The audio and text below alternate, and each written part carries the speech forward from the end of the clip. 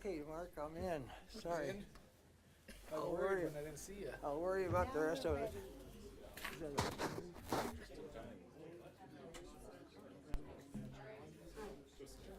Just checking, see if anything else moves.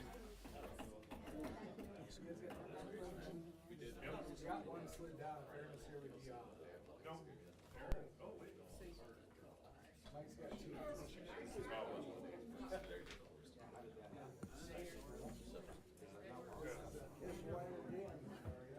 I wouldn't worry about it right now. I wouldn't worry about it right now anyways. I was like, really, I just leave the mic for here unless I...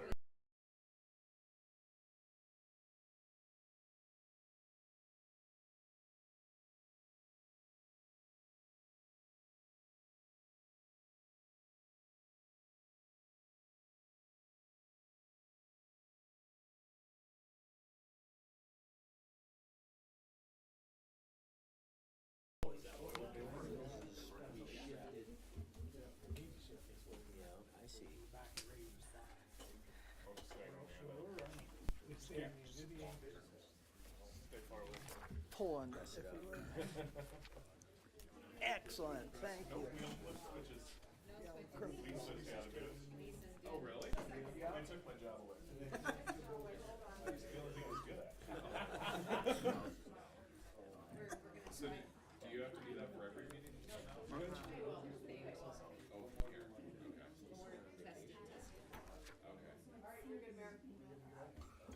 It's at 6:30? Not quite. Since you got yours on the computer. Oh. I won't figure mine out. You ready for an agenda? I'm waiting on you, but it's 6:30. All right, at 6:30, I'll call this regular meeting of the Sturgis Common Council to order. First item is item 2, approval of the agenda. Mr. Mayor, I would move to strike 11-3. So you got approval with the tabling of 11-3. Is that a fair statement? Mike, is that fair? Tabling 11-3? I just Yep. want to make sure we're on the right number. Yep. Yep. Yes, sir, that is correct. We got a first by Mike. We got a second by Becca with an approval to table 11.3 and the rest of the agenda approved. Any discussion on that? All those in favor of the motion, please indicate by stating yes. Yes. Opposed to no. That motion carries, and we have an agenda. Please stand, remove cover, and join us for the Pledge of Allegiance.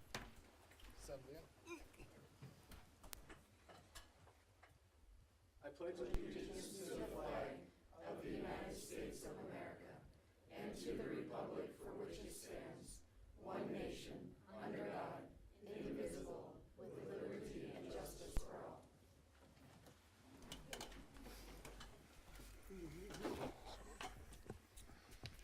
Included in the packet is Park Board minutes from October 18th, MUB minutes from the 25th of October, and also included is third quarter financial report update. So I'll turn that over to finance there and let you guys give us an update here about the third quarter.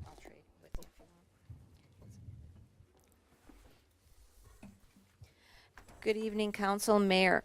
So we are at our third quarter. We're looking pretty good. It looks like our revenue is up about 2%. So we've had a really good three quarters so far. I've marked everything, kind of describing anything that kind of looks out of sorts or a little larger, or the percentages are different. So I have marked those. If you have any questions on them, let me know.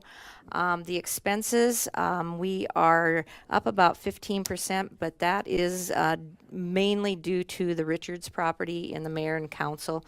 That is definitely what's kind of thrown that off a little bit. If you'd take that out, it would be much better. Is there any other questions on those?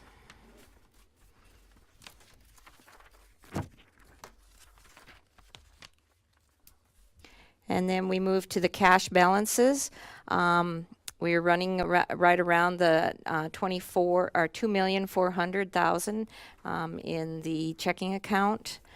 We still have one CD in Pioneer Bank at $538,000, And then the other ones, we do have the Lakeside Adventure Park that has been added there. That is the endowment also, and then the other endowment fund. Any questions on that?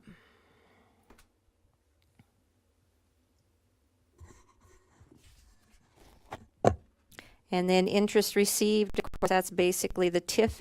TIF interest is our biggest portion there, and that will become larger in November. They will actually do the second payment on the TIF interest. So we did change over. I'm starting to put more money into the savings account. The savings account, if we keep $50,000 in there, we can get 1.65, and so I have moved some more money into that, and so you'll see a change in your fourth quarter where we're excited about 1.65.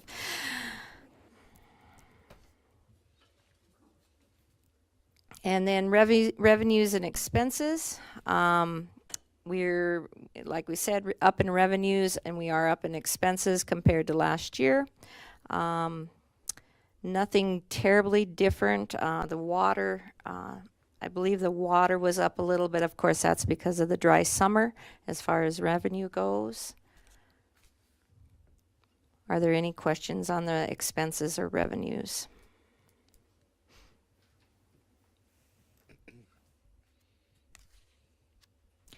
And then our cash comparisons, basically we are down a little, but we know that that was the purchase of the Richards property. Liquor fund is sitting there really well, doing good in its positive state. And everything else about the same. We are down in the ambulance, but that has a lot of Fort Meade stuff that's there and that type of thing that we have not received. Any questions?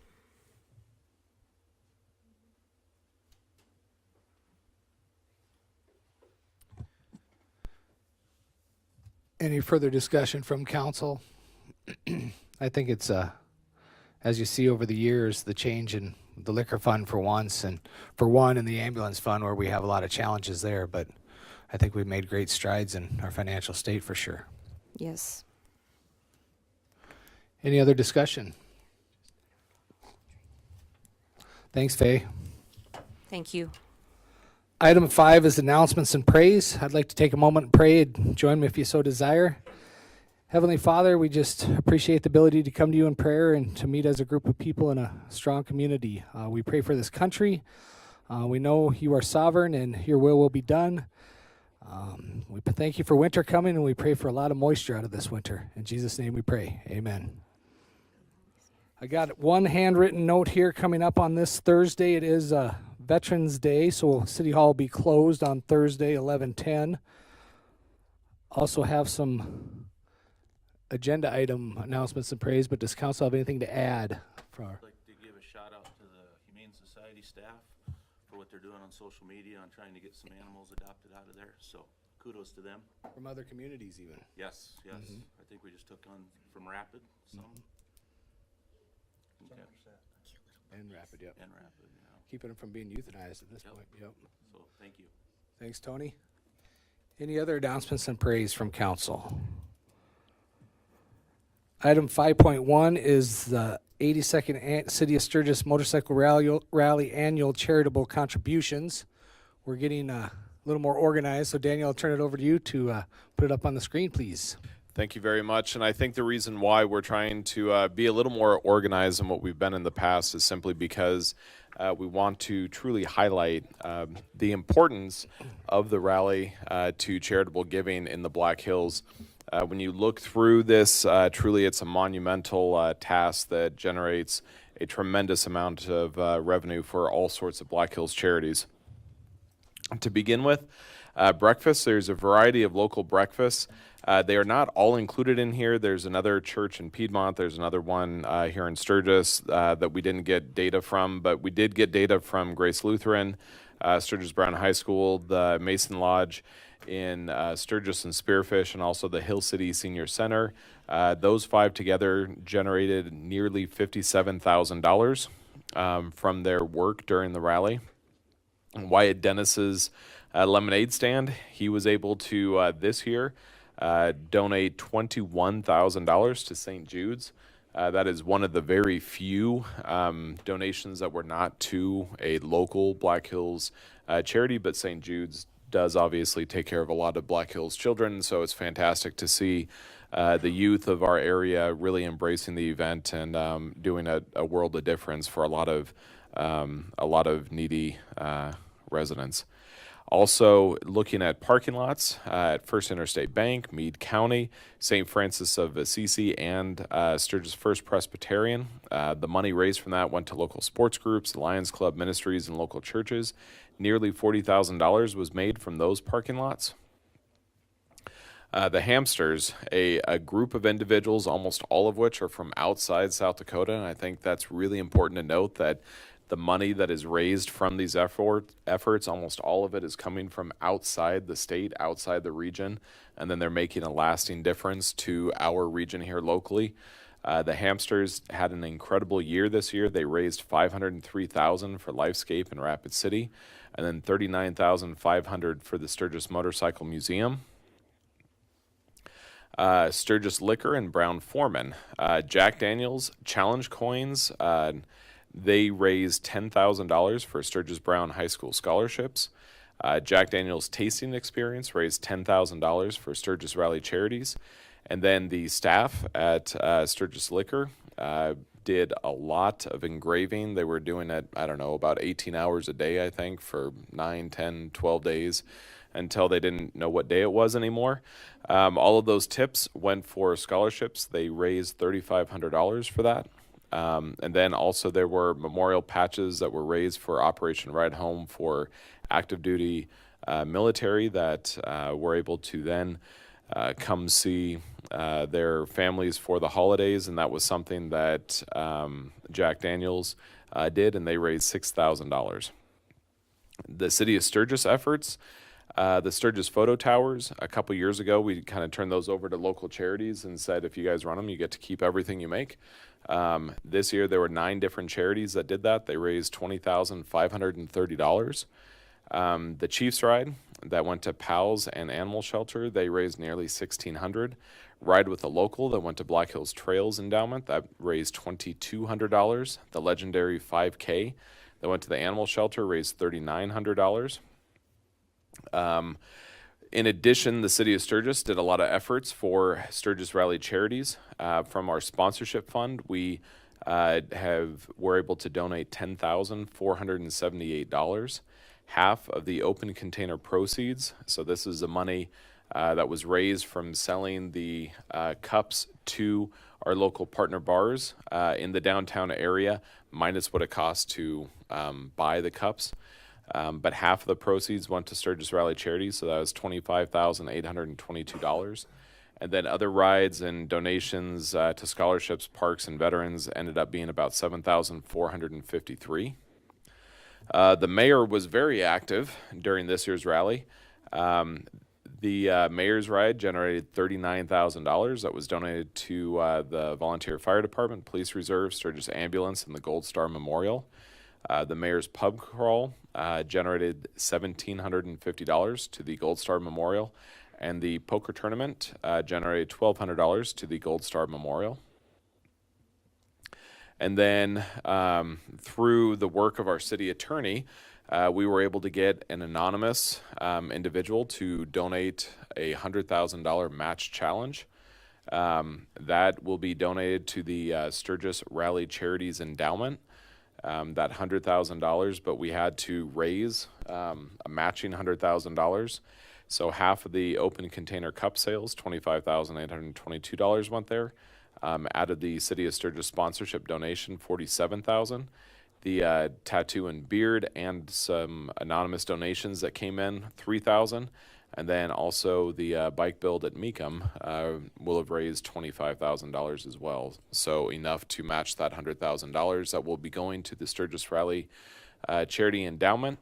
And the goal of that is for that to continue to grow. So hopefully in 10 or 20 years, there's a significant principal that'll be able to be used to make a generational impact for our local residents here.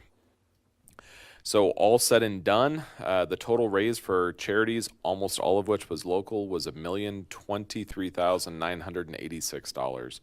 So nearly $1,024,000, making it one of the largest charitable events in the state. A tremendous lasting impact for not just our community, but all the communities in the Black Hills. So we have the mayor here that will be handing out some of the big checks for some of the recipients that are here. So, Mayor? Appreciate that, Daniel. I do want to make one comment on over the past decade plus, we've been pretty consistent in who we've donated money to.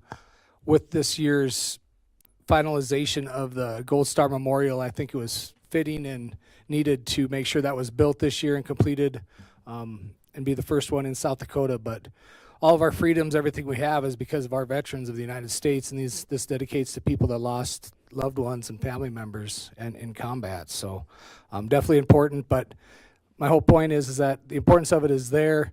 Proud to have it in our community, but we had to do some shifting on how we came up with the money because there's only a certain amount. But appreciate everybody being here, and we'll sort through some of these big checks and see if we can do this. I think we probably have to have some pictures, so please come up here when we figure out who's who. So come join me when you can here.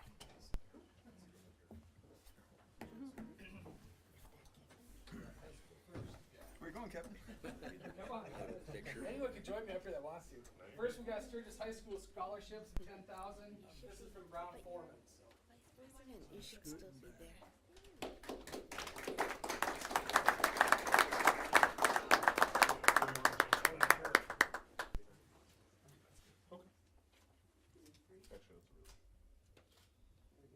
Travis should be up here instead of me.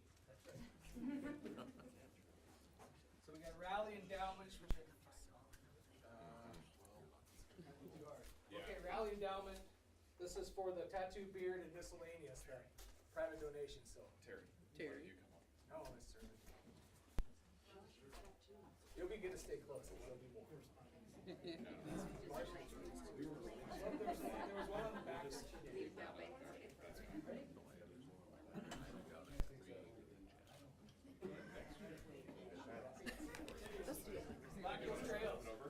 Tony Ortiz. Tony's here. Sweet.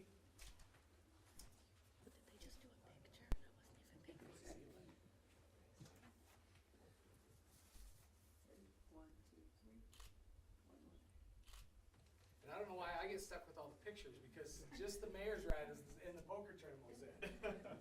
This is other people's duties. Travis, you got to come. Yep, Travis, you got it. Local high school scholarships. This is Sturgis Liquor and Gravy. So.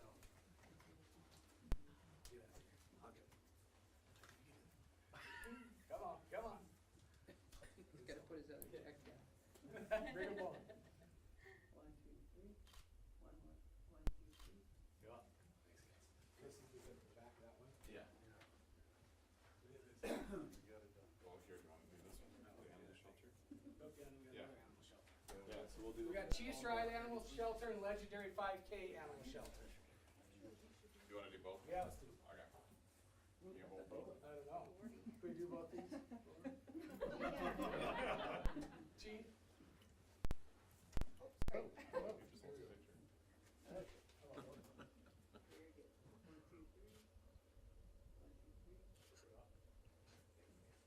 you. All right, what do we got here? Scholarships we did. Pals, Chief. This is from your ride, so you're up here.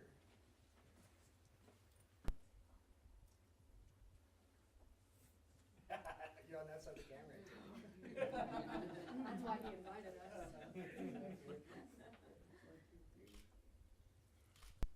You up? Terry. All right, Just rally take endowment. pictures for both one. This is a open container and sponsorship. So two big ones. Awesome.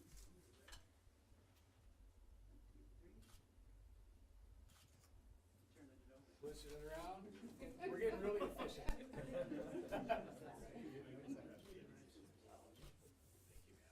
you. Sean. All right, fire station, and then we got Sturgis ambulance. All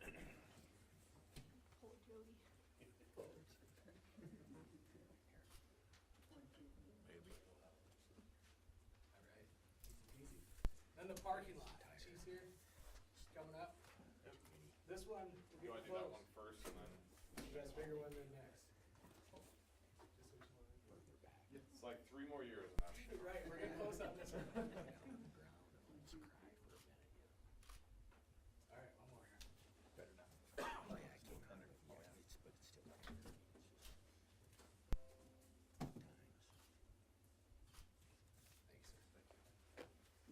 All right, police reserves. Travis, you can see that one too? Chief gets to take more pictures. You've been instructed. You're just gonna sit back there and do nothing.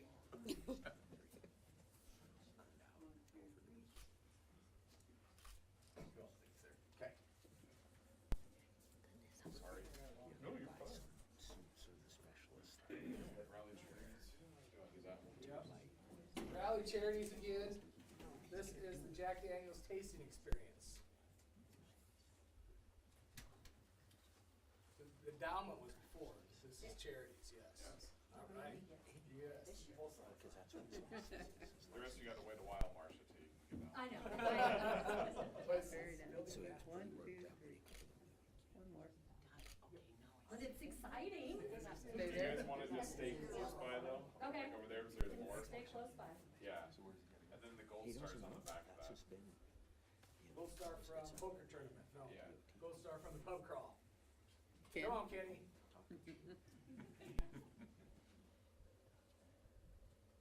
We got 3 of them.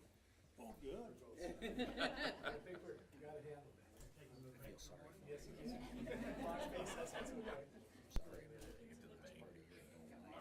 Yeah, here's another one. This one is from the poker tournament. So this was. So the winner of the poker tournament says you guys decide. This is where we put it. Split, yeah. Half of it goes to the winner, half of it goes to charity. Nice, that's a big one. Now they're like, Last. you gotta go have this to have one. That's the whole goal. Oh, wow. Dave. What you got here? Dave. They've been. It's just got an extra. It just has an It's extra one. penny. Definitely don't catch that one. That won't turn out well. Alright, so this is It's rally charities. That's it, right? No, then we have rally charities on the back of that too. So you guys want Rally both? charities. Yeah. Yeah, let's do 2 of them. We got enough for 2 of them this time. Yeah. I get in here. All right, 1, 2, 3. One more. 1, 2, 3. all right. Thank you. Yes. Thank you. This one has extra 0. No, that's a little. Your free money. Alright. We made it. But People on your way.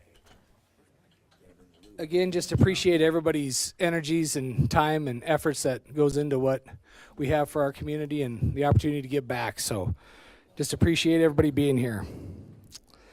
Anything else for announcements and praise? I do have the financials from Yep, you do have the financials. Yep. The last part of it is the Sturgis Rally city profit and loss. The true return to the citizens from the rally. So Alright. Bernie will pass it on. For the now the actual financial report, just so everyone knows, there's still a few additional things that are not included in here. We still have a couple outstanding invoices as well as a couple receivables that we don't have yet, and so this is 99.345% done. But when you look at the income.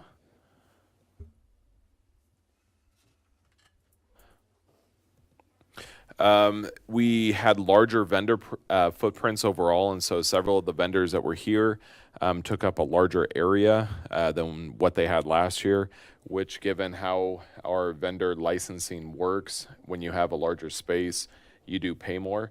And so it was interesting that even though the total number of vendors were down, several of their footprints were larger, and so they actually ended up paying almost as much as what they paid last year in total vendors.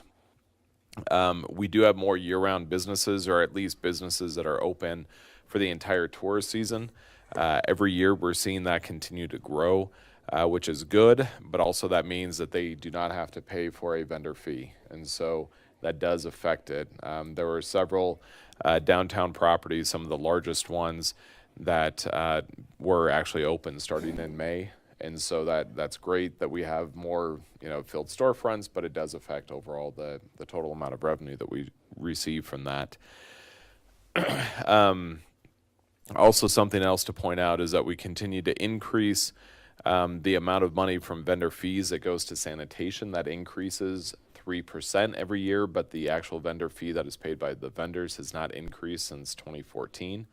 And so over the past several years, that means a higher and higher percentage goes to sanitation versus into the general fund. So that also does affect what the total vendor fees are.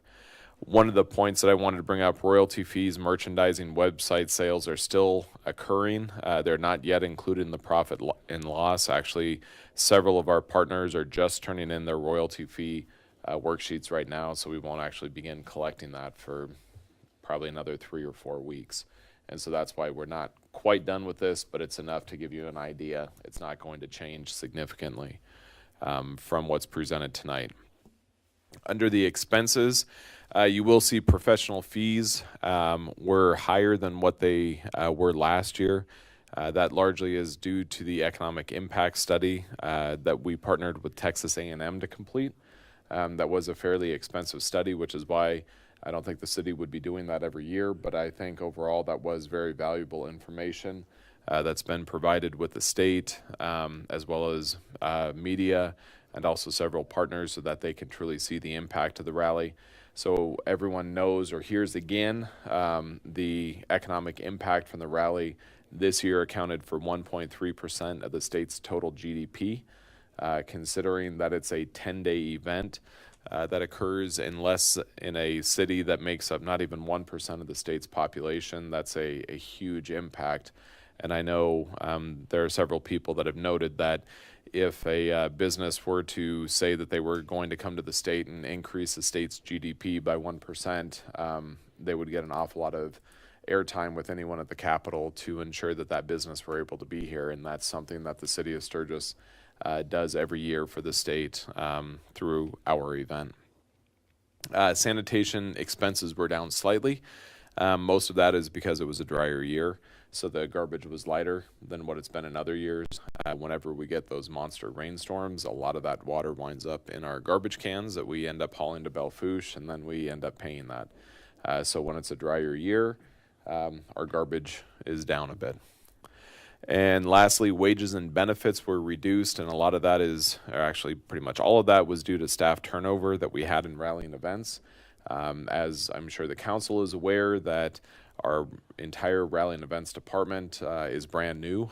There was a time that we had no one in our rallying events department for about a week.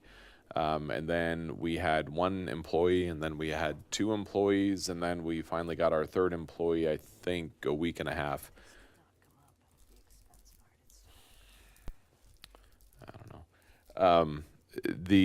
It still was,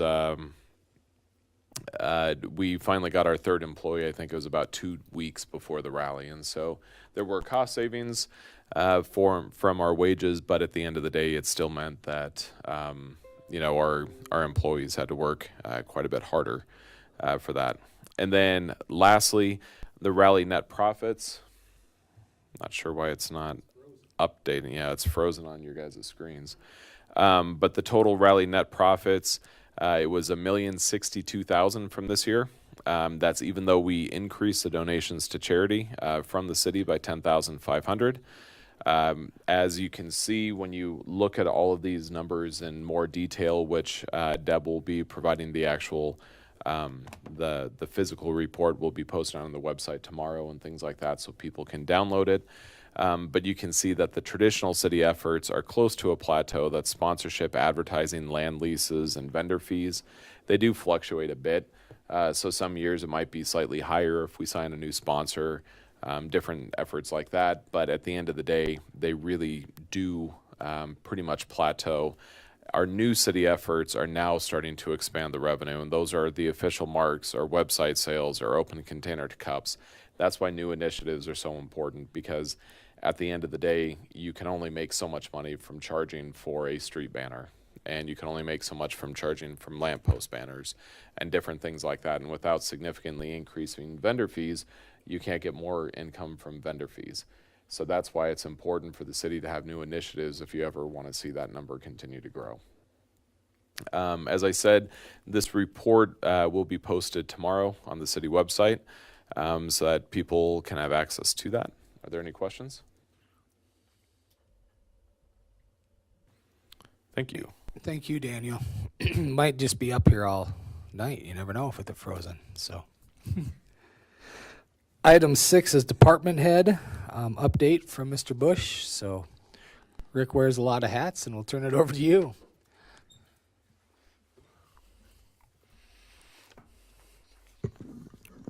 Thank you, Mr. Mayor, members of the council.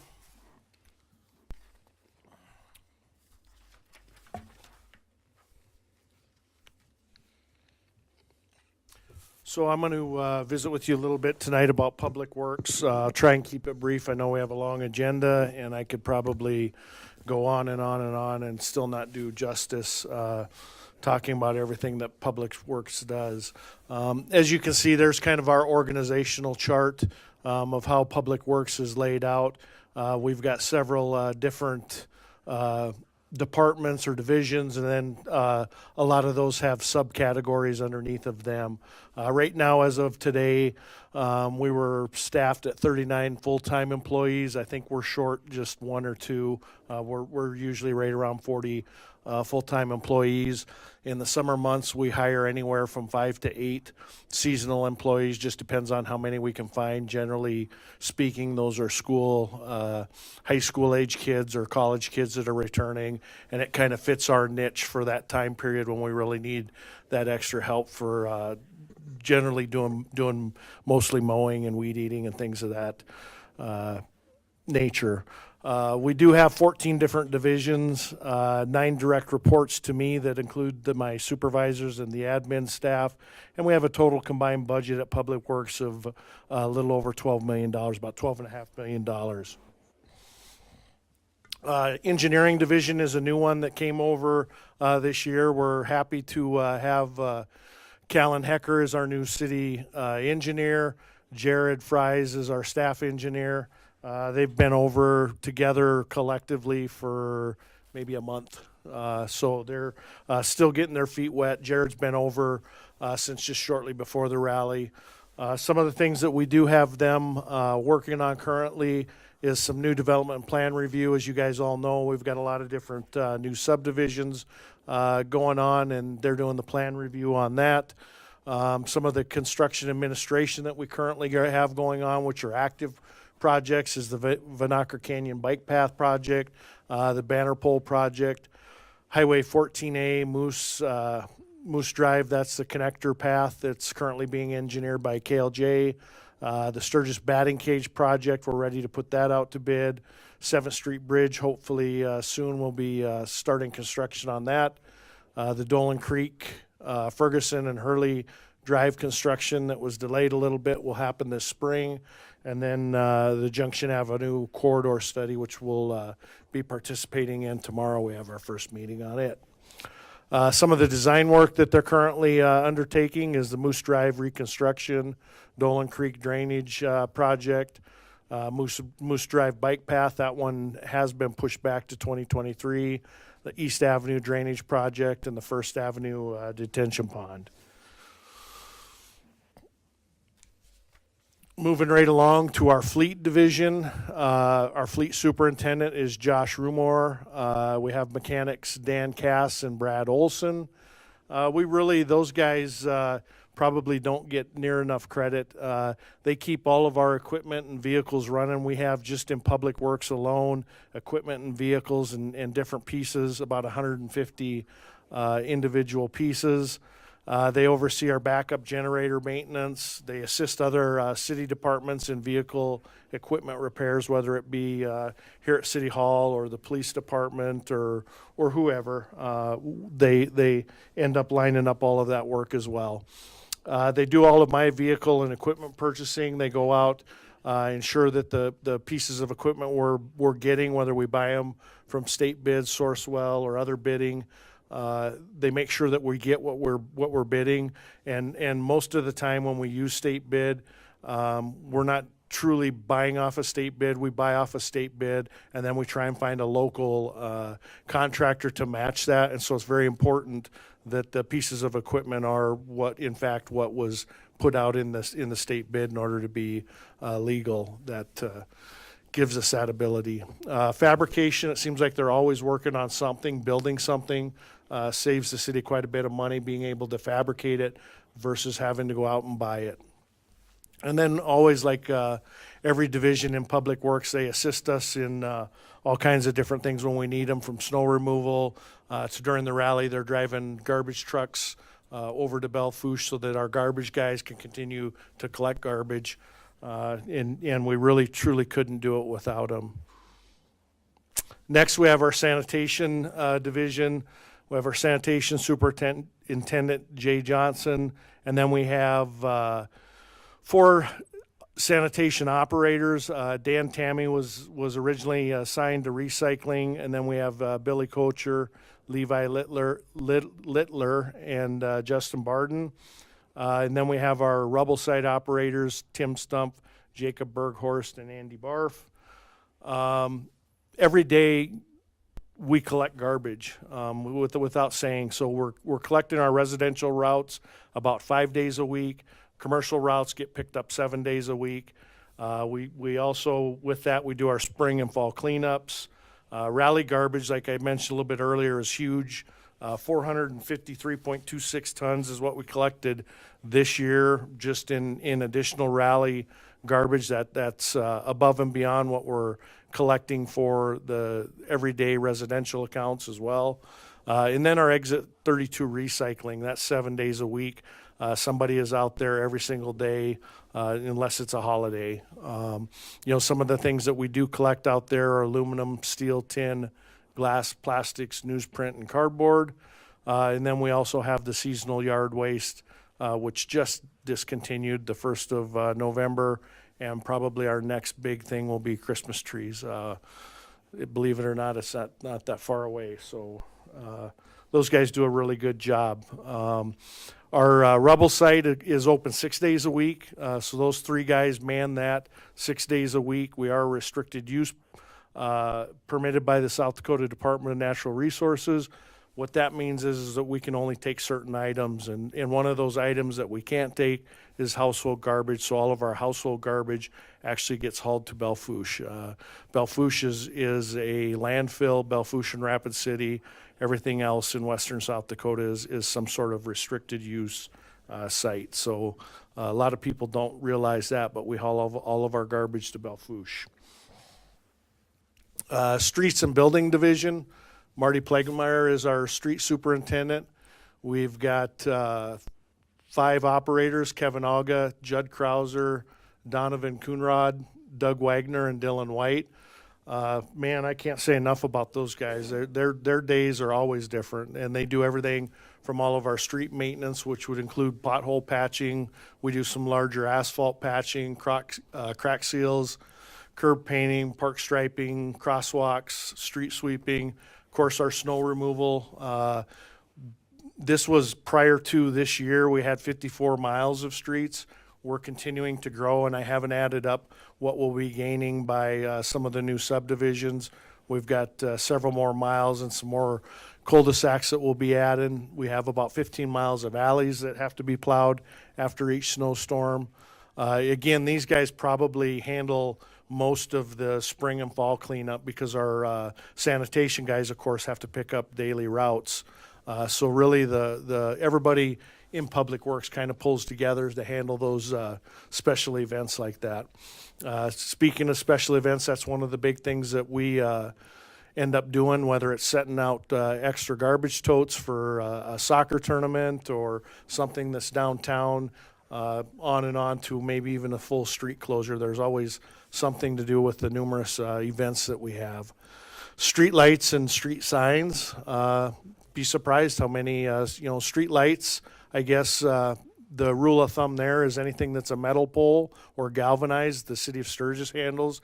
Anything that's generally speaking that's a wood pole is either going to be Black Hills Power and Light or Butte Electric.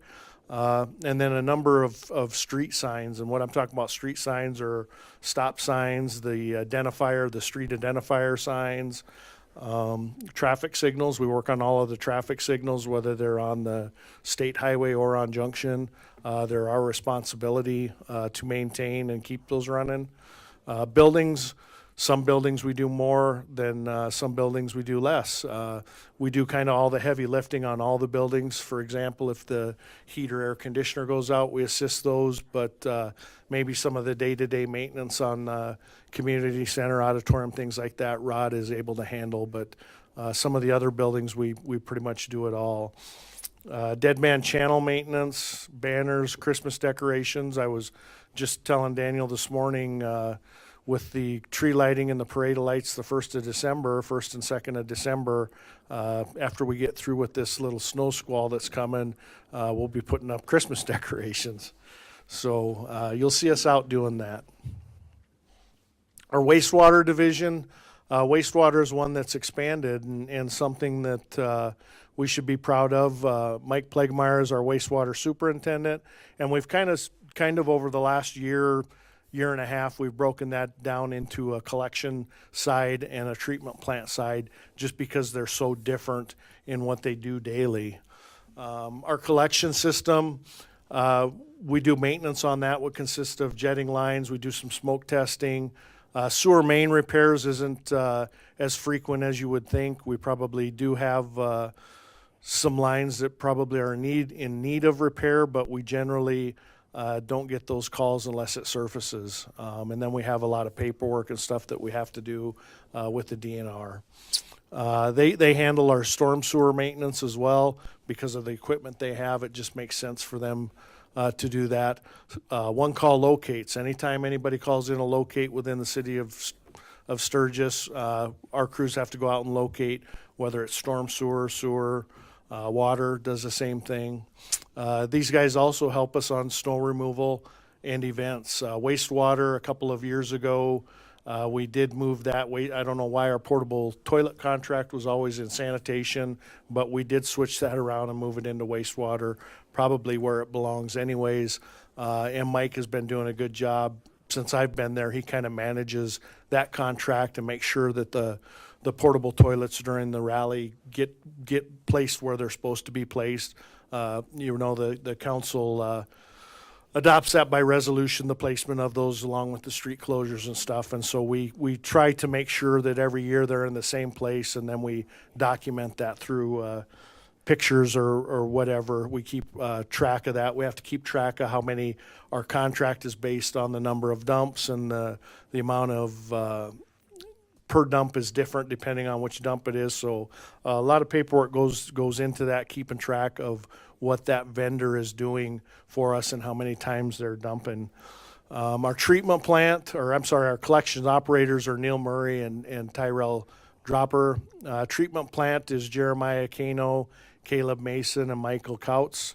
That is South Dakota permitted. Daniel just actually showed me. We finally got our original copy of the permit, probably, 20 years in the making. At least I know it was back when Randy was here. So happy days. We got that one. Every day out there's plant and grounds maintenance. There's always something, especially anytime you go mechanical. There's always parts, wear parts, things to look for, inspections to be made, maintenance to be done. That plant takes a tremendous amount of testing. And probably more so this first year, we had to do a lot of additional testing that we will, now that we've ran it and operated it for a year, we will then go back to the DANR, and we can request to move some of that testing to biweekly and quarterly. now that we've got a proven track record that we can show. We have to, part of the way our permit was written was we had to show so many consecutive passing tests in certain categories, and then we can kind of back off on that. Those guys also do our lift station maintenance. Currently, we have one lift station that's out by Glencoe that brings everything that's basically to the east of our ponds back around to the head of the plant, and so that it can be treated. Water division, we have Todd Youngberg is our water superintendent, and we've got 3 water operators, Russ Abernathy, Brant Agar, and Jesse Bannock. And in addition to that, we have our meter reader position with David Gilbert. These guys test water almost daily to make sure that we're meeting our requirements as far as the chlorine is pretty much what they test for. The only other thing that we have to do to treat our water is add a little bit of fluoride. We have 7 deep wells, and we average about 937,000 gallons per day throughout the course of the year. So every day we send an operator down to each one of those wells and make sure that they're operating, that nothing's been broken into, whatnot. Also, we do some daily checks on our wells and PRVs. Our PRVs are our pressure reducing vaults. We had a little glitch in one today. Actually, it set off a number of fire alarms with low water, and it was a faulty valve. So it was a fairly quick repair and took us about 10 or 15 minutes, but in that 10 or 15 minutes, I think I got 10 or 15 phone calls. So we do apologize for that, but again, it's a mechanical piece, and we can't ever tell when it's going to fail. The locates, the water guys do locates almost every day. Water line repairs. It seems like as we go into winter, that's when we seem to see more, is once the ground starts freezing, maybe we get a little bit of thaw and freeze. That's when those leaks really come out, or the ground gets frozen and it pushes that moisture up. We have a lot of daily turn on and turn offs. Faye, every day, at the end of every day, we get a list from them of service orders, and they're always turn on, turn off. Sometimes they're not even turn on, turn offs. They're just reading the meter because it's going into somebody else's name. But we can go, as low as 1 or 2, and we can go as high as several pages of those on any given day. They've been doing a really good job this year getting back on track with hydrant flushing. That's something that in previous years we've relaxed a little bit on, but it does make a huge difference. Again, with all the new construction inspections, every water service line and sewer line, every connection has to be inspected. So that takes a fair amount of time. It's a 2-hour window to do a pressure testing on water lines to make sure that they fill them up with air, and then make sure that they hold pressure for 2 hours. So there's several trips involved in that. They don't necessarily stay there for 2 hours, but it's back and forth. Again, the service orders, then they help out with snow removal and events. Our meter reading is something that we're extremely proud of. Our meter reading, we have just right around 3,500 active accounts. And I was talking to David today. He installs all of our meters and our smart points, and our Route 30, which is our remote read, we're at just right at 3,000 accounts. So out of our 3,500 accounts, 3,000 of them are automated, where we don't have to physically go read the meters. Of the other 500, we're in the process of trying to get those converted out. But I will say, I don't know, probably 5 years ago, that was completely lopsided. We were under 1,000. So David has really done a great job of getting those smart points installed and getting meters reinstalled. So certainly appreciate that. And then he also assists in some repairs with us and snow removal. Parks and Cemetery. Cody King is our park superintendent. We've got John Roush, who is our cemetery sexton. Park operators are Doyle Schaefer, Jeff Lucas, Jacob Williamson, and Chris, I'm going to murder this, Reichus, I believe is how you pronounce that. And then a new addition to us this year was our downtown gardener, which was Bev Gantz. Parks Division, again, man, those guys go above and beyond. They maintain over in excess of 100 acres of parkland. That includes mowing and irrigation. They do all the maintenance at the rally point, all of the restroom cleaning and maintenance to include on the weekends when it's seasonally, basically from April 15th until October 15th. Every day those have to get checked and cleaned and ready for the next person who rents them out. Snow removal, in addition to the bike paths, they do the community center parking lots, they do the liquor store parking lot, they do over here at City Hall. So they get a lot done with just that small group of guys. We also assist in the community gardens each year. Right now, we've got roughly about 11 miles of bike path. That continues to grow as our community grows. We're going to see more and more of that. They take pride in Arbor Day. I forget it. I don't remember off the top of how many. What was that?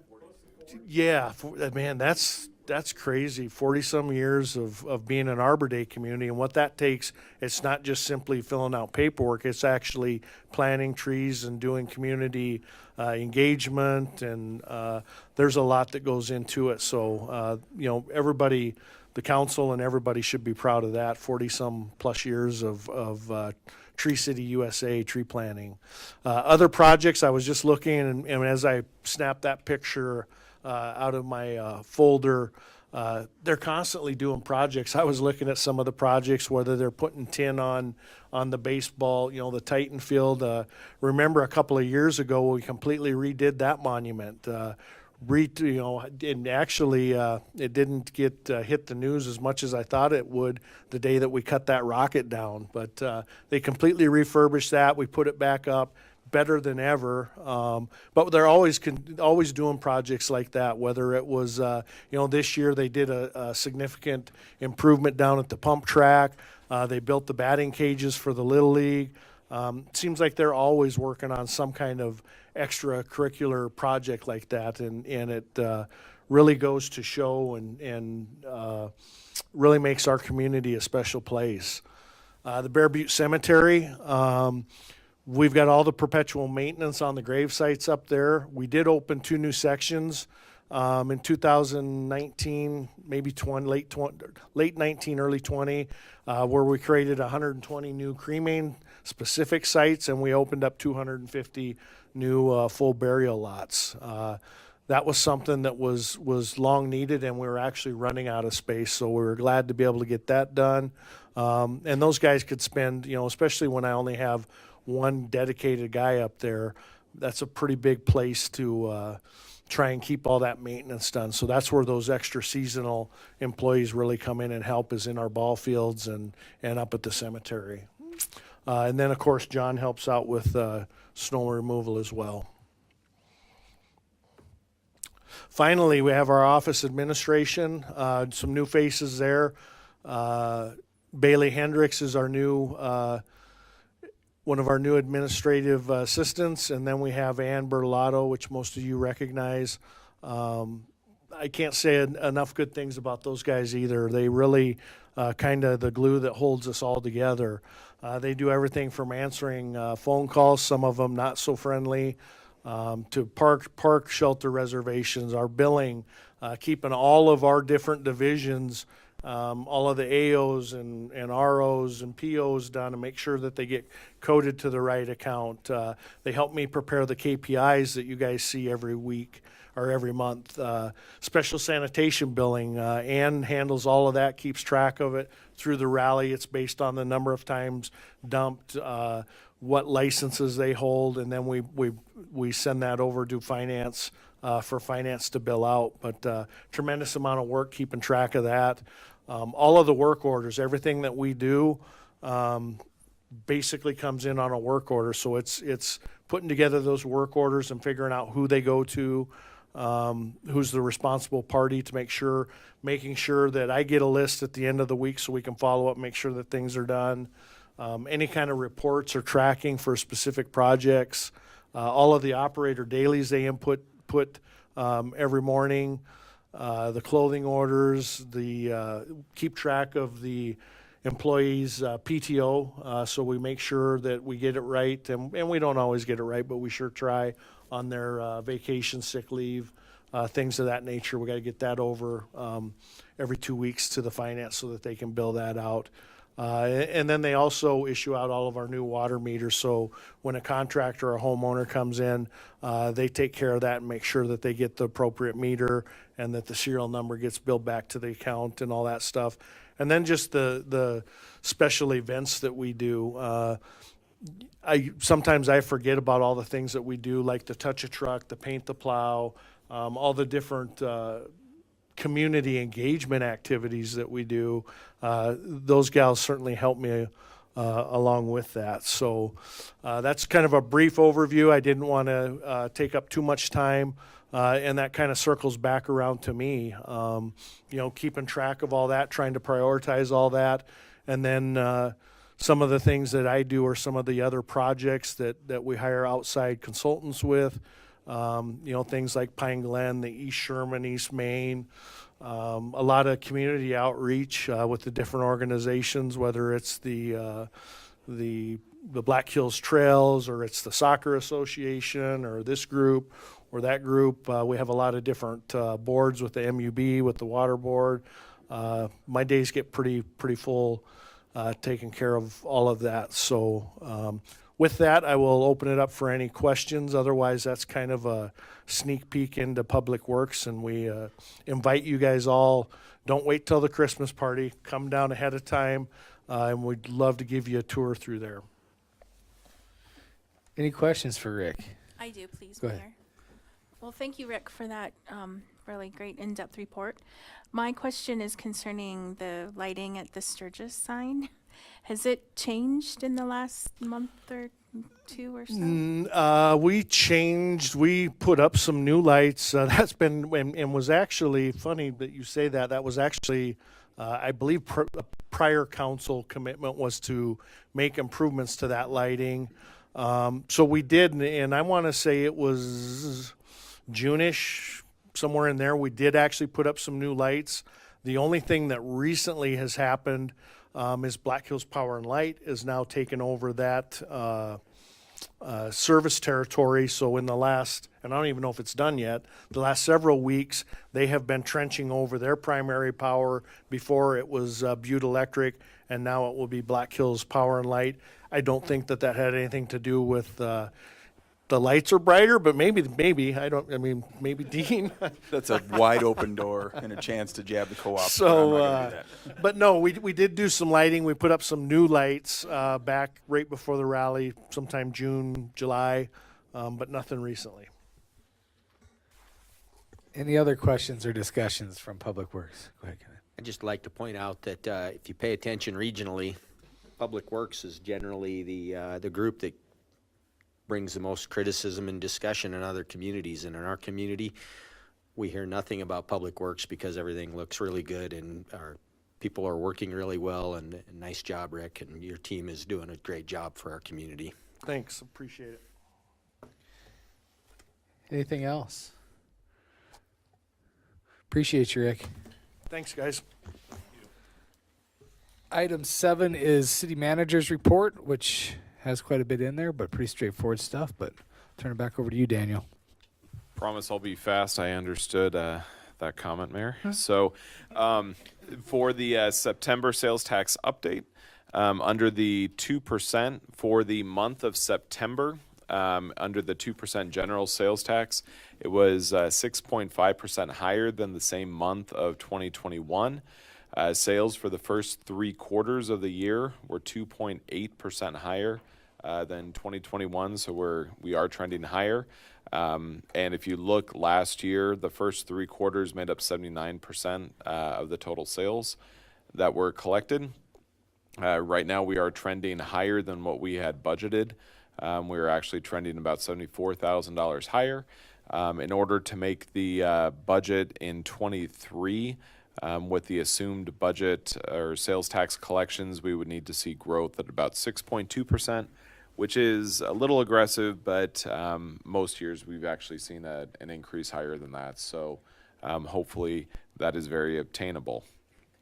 Under the sales tax, that's the, the tourism sales tax, that's the extra 1% that is spent on alcohol, hotel, restaurants, and similar type sales. In September of this year, it was 1.4% higher than September of last year. And sales for the first 9 months of 22 were 2.8% higher than the same time period in 21. At this rate, we do have, we are trending to have a surplus this year of almost 46,000, and the budgeted 23 budget assumes total collections that are just 1.2% higher than what it is this year. So that does seem very, very obtainable. Are there any questions with the sales tax update for September? Okay, if there are none, there are just several payroll changes that are included in here. If there are any questions, I'd be happy to answer them, and if not, we can move on to the consent calendar. Any questions for Daniel? Well, we throughout this year we've been not scared, but slightly hesitant where our sales tax has been at. So great news there for the third quarter, for sure. Item 8 is consent calendar. We have 8.1 through 8.8. Does council wish to remove any of those items and discuss them individually? We have minutes, resolutions, and setting some public hearings, some authorizations. How about anybody in the public wish to remove any of those consent calendar items and discuss them individually?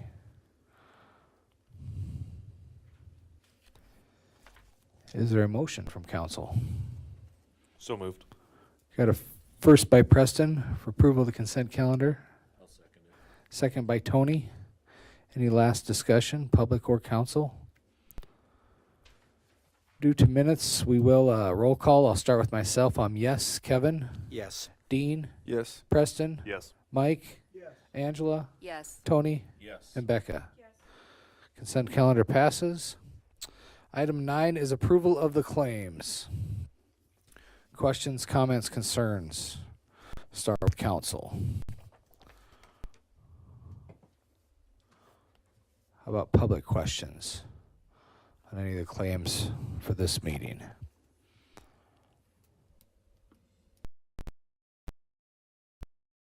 None being heard, is there a motion? So moved. Got a first by Becca, Second. got a second by Angela. Bernie, you had a question? No. We got a first and a second on floor. Any last discussion on the claims? You notice that guilty. Right, she says no. Claims, please indicate by stating yes. Yes. Opposed to no. That motion carries unanimous. For the roll call, please. Brings us to item 10. It's a public hearing for variance for setback of a new construction. This is something different that we're going to do here with, I believe, with the variance. I do declare that this council is sitting as a board of adjustments to review the following agenda item of the public hearing on the variance. So, Mr. Smith, I'll turn it over to you for the staff report, please. Thank you, Mr. Mayor, Council. First, I've been asked to inform you that as a board of adjustment after this presentation, it will only pass, but it has to pass by a 2/3 vote under state law. Sitting body, not a present members. Exactly, sitting body. Now I will give you a little background information under our Title 18, Article 7, Section 3 under variances. What variances, what you can give for variances, what are the hardships that are required. In granting a variance, the board shall ascertain that the following criteria are met. Variances shall be granted only where special circumstances or conditions, such as exceptional narrowness, topography, or when the relaxation of the restriction of the code granted by the Board of Adjustment shall provide a quantifiable benefit to the city and the surrounding neighborhood of the parcel if they are fully described in the finding of the board.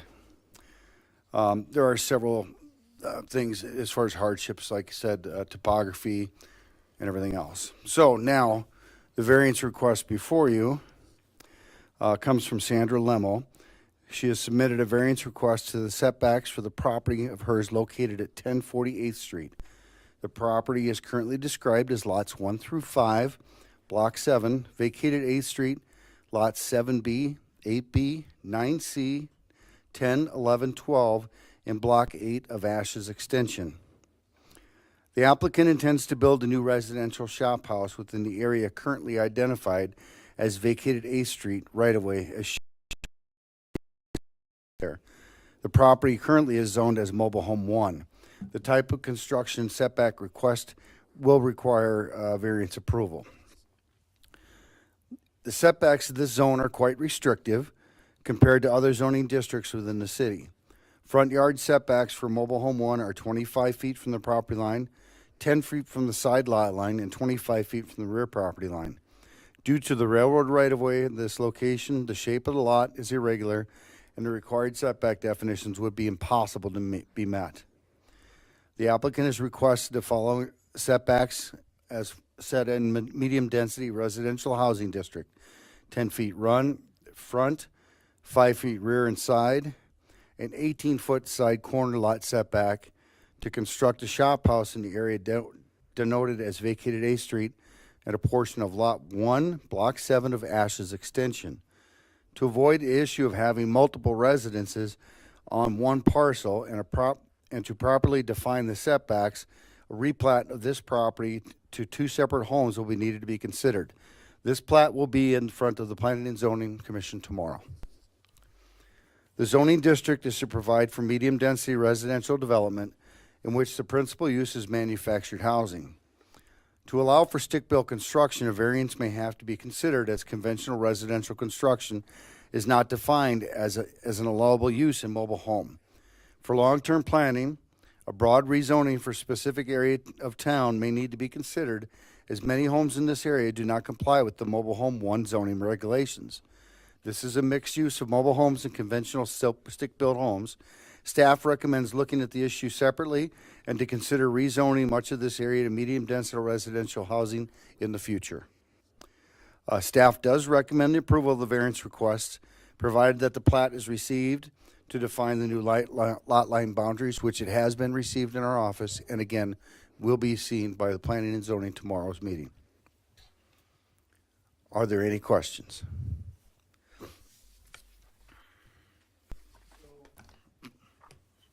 The variance is for both the setbacks and for the stick built within the medium density manufactured. That is correct. The Mobile Home 1 zone doesn't define one way or the other whether you can actually do conventional construction or not. So that's something we want to probably look at in the future. But in this case, yes, we would request the variance for the setbacks to go to medium density and to allow her to build construction there. If you look at that, she meets the hardship by the topography of the property and the shape, and by relaxing the setbacks from mobile home to medium density is a benefit for the community. Will it be a stick-built home? That's the plan, yes. She calls it a shop house. Basically, it's residence with garage, but conventionally built. Kind of like my house. Yes, exactly. And I guarantee you, mine was stick-built. That I know.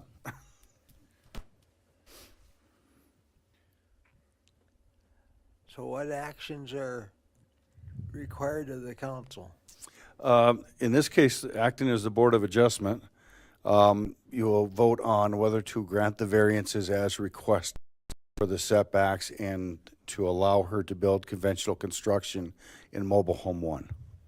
Is that correct, Eric? Yes. Okay.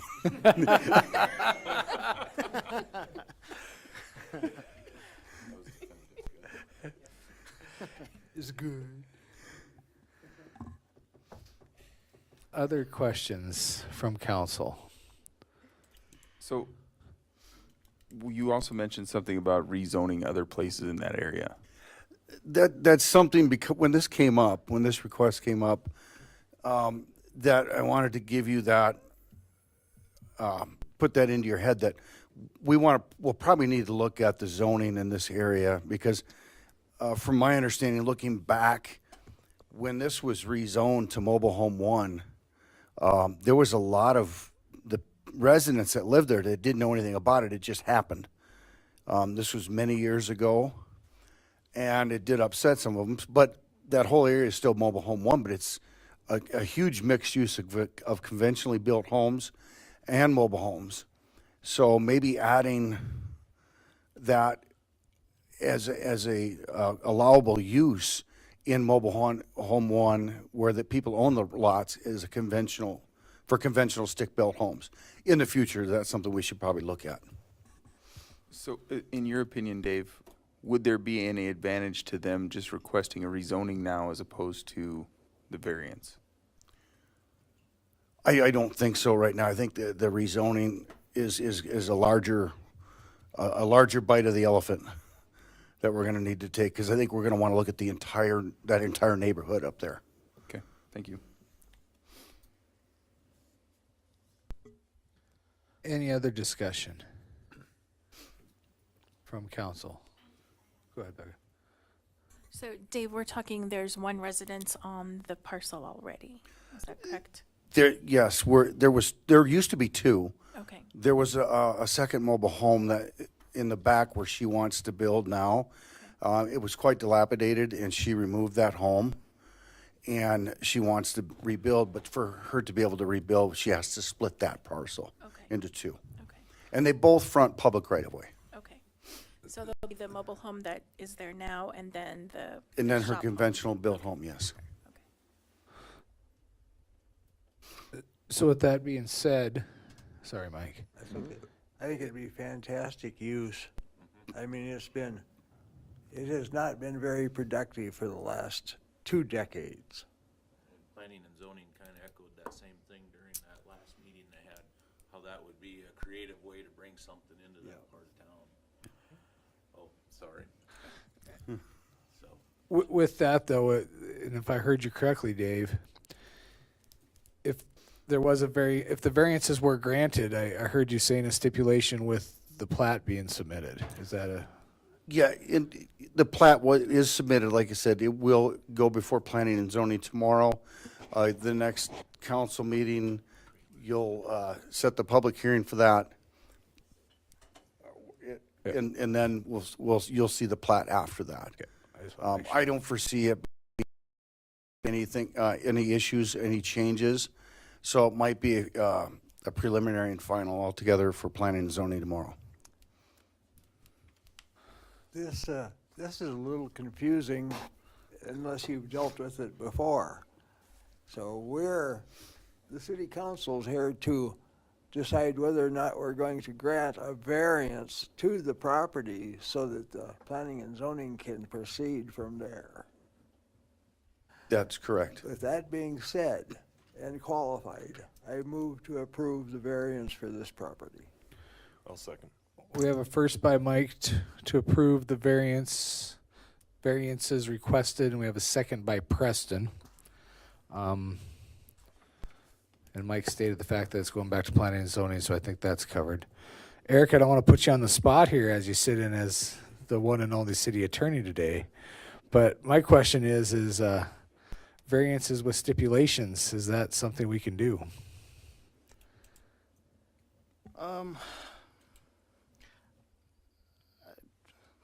Potential, I would think so, because you're essentially, the stipulations are to Split the lot. yeah, because like you can, the Board of Adjustment also weighs conditional use permits and things like that, conditional uses, so I would say that I wouldn't see any issues with the variance with the stipulation, because essentially they would still have to meet that plat criteria, Right. so I don't see any issues with Appreciate it, yep. Public input on this request for variance. None being heard. Council wish to add anything else? With a first and a second on the floor, all those in favor of the granting of the 2 variances, please respond by saying yes. Yes. Opposed to no. Those variances are granted. Dave, before you leave, what is the possibility of county getting involved in this? I From a zoning, from a county zoning perspective. I don't know that there would, as far as rezoning that whole area, Yes. I don't think the county would have any real say in it. I mean, I think that they would, if we gave them an opportunity for, as we always do, for input, but I don't foresee there be any issues with adding some wording to that zoning, mobile home 1, to allow conventional construction on an open lot. I would think they'd be for it. I would hope so, yes. Because conventional construction actually is a higher value than a mobile home, and actually will bring in higher property taxes than mobile homes do. Thank you. Thank you. And I forgot to tell you that planning and zoning did look at this and they approved it. Sorry. Thanks, Dave. I would declare at this point in time that the adjournment of the Board of Adjustment and back to the regular meeting of the City Council. On to 10.2. This is approval of the renewals of retail on-off wine licenses and on-sale liquor license for 23. Faye's got the staff report. All right. Again, once for mayor and council, I am requesting to get the applications off to the state. We have 9 on sale Sunday sales liquor licenses because of our we are now we're at our maximum again because of our population being at 7,000, so we are right at our max on that. We do have we are doing one of our off sale liquor licenses tonight. The next one will be at the next meeting. There was 2 wine licenses that did go away. CBH did not want their license anymore, or Larissa, and so now we are back down to 19 as far as wine licenses. I'm assuming, Jody, we have not had any complaints or anything on these. Just Raleigh issues. No issues. So it was stated. That's what he said? No issues other than just Raleigh issues. Right, yep. Any questions for Faye?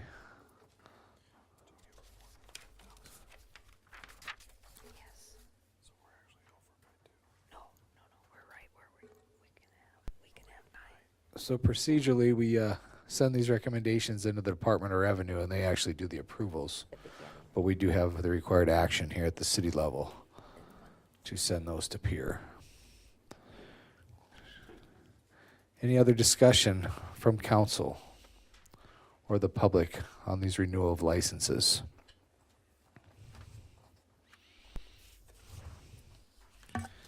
Is there a motion? Move to approve. First by Dean, Second. second by Mike. Any last discussion? Public or council? All those in favor of the motion, please indicate by stating yes. Yes. Opposed to no. We will send those on to peer. Item 11 is reports. 11.1 is adoption of a cyber incident response plan for the city. And Lisa has given our staff report there, one of her many hats. So over to you, Lisa. Good evening, Mayor and Council. Tonight before you is consideration of a high-level cyber incident response plan for the city of Sturgis, as well as designating the Director of Administrative Services as the cyber rep for the SDPAA. Typically, the natural disaster and emergency disasters plans that the city has in place are handled by the department head, Daniel, as well as Dave as our disaster coordination person. However, this one is rising to your attention because and I need some proof that we've adopted it. So we're here tonight to talk about that. The SDPAA is our liability basically insurance provider, and they are offering in 2022 a cyber credit. As you know, cybersecurity and cyber hygiene are becoming more and more prevalent as something to be aware of as a risk management topic. So they are kind of putting together 3 different steps to get this credit. The first one, as you all know, we did the project boundary fence assessment. That was done earlier this year. I am waiting on that final report and hope to have that here within the month, but we've checked that box off. The next box that we need to check off is developing and adopting the cyber incident response plan, and then also identifying someone that can just be our cyber representative. So if we do have some kind of incident, the person that gets to deal with the insurance company, that gets to deal with the resources that they bring to the table, as well as the IT vendor, and kind of coordinating everybody. And so that's the other action that we're asking you to take tonight.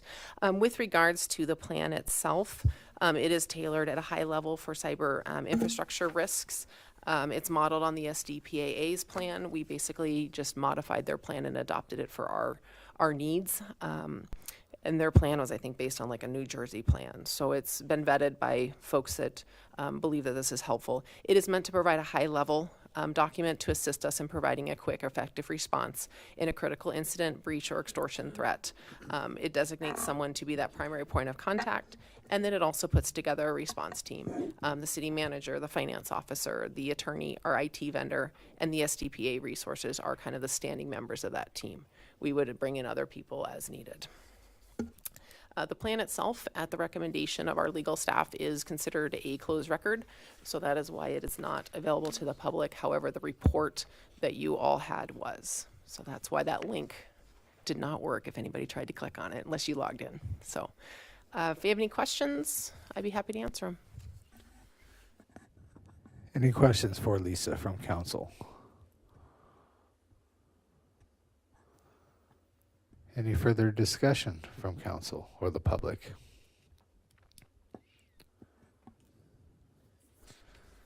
I would move to approve the response plan and designation of the Director of Administrative Services as a city cyber rep for South Dakota Public. Assurance Alliance. Good job, Kevin. You got most of it. I'll second that. We got a first by Kevin and a second by Dean. Any last discussion, public or council? All those in favor of the motion, please indicate by stating yes. Yes. Opposed to no. That motion carries. Thanks, Lisa. Thank you. Item 11.2 is a bid to replace the metal roof on the T-hangars at the airport. It involves insurance, so if Lisa, we have questions, we're not letting you off the hook over there. But we'll turn it over to Dave for the man that has the information on the bids. Good evening again. In the spring of this year of 2022, large hailstorm came through. It was golf ball to almost baseball size hail out at the airport. We had to plow the runways and everything out there, but it did damage almost all the roofs out there, including the ones on our new T-hangars. So we didn't even know they were damaged till they were looking at other roofs, and the guy looked over and said, yours is bad too. So we turned that into the insurance company. The insurance company gave us a estimated cost, and a request for bid was sent out to local contractors with a bid opening to be held October 13th of 2022. We received 2 bids, one from Anchor Roofing and the second from Cat Construction. Anchor Roofing came in at $58,286.94. Cat Construction was $103,015.43. There is quite a disparity in difference between the two. If the budget impact is the insurance deductible, and staff recommends that you approve the bid from Anchor Roofing, accept that low bid, and allow the city manager to sign the bid and all documents so they can get the project moving and completed. Any questions for Dave? I have not a question or a comment. Is there any explanation in the disparity between the 2 bids? I have none. When I contacted both contractors to let the one know that they were the low bid and the other one was a high bid, Cat Construction did say, yeah, we bid it extremely high because we thought if we get it, we make some money. If we don't, no big deal. Anchor Roofing was very excited to get it, but yet they were about $10,000, $11,000 below the insurance estimate. So I have seen their work in town. I mean, they do decent work. Have we done any company profiling? Have we looked at their tax base, anything like that? No, I have not looked at any of that. I just have looked at their work that they've completed in town since they've been licensed here. They're like every other roofing contractor right now. They don't have their own crews. They'll sub it out to a crew that comes up from the south, and these guys will then put the roof on. And I met the foreman of that crew already out there at the site. He told me it would take 2 days for them to strip it off and put the new metal back on. The Meade County facilities at the highway department there sustained $181,000 damage in that same storm. So, yeah, there was quite an extensive amount of damage out at the airport. One company from Nebraska came out and did roof resealing on probably 90% of them, and only one other one replaced the actual roof. Ours are bad enough that they're leaking, and I don't want it to damage the insulation in there. So, I wanted to get it replaced. Just resealing, in my mind, in a new building like that was not good sense. Good choice.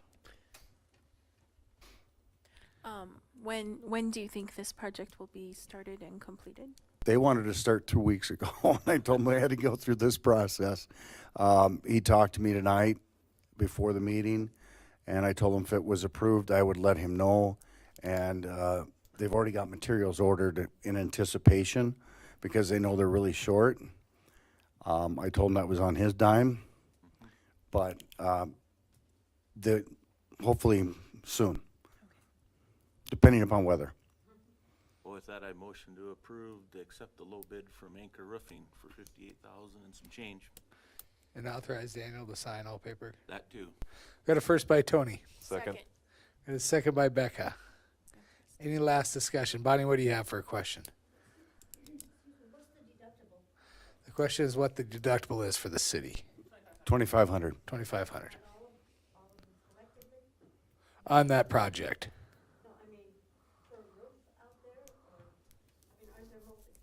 We're only one of ours. Only one that's city. The one roof.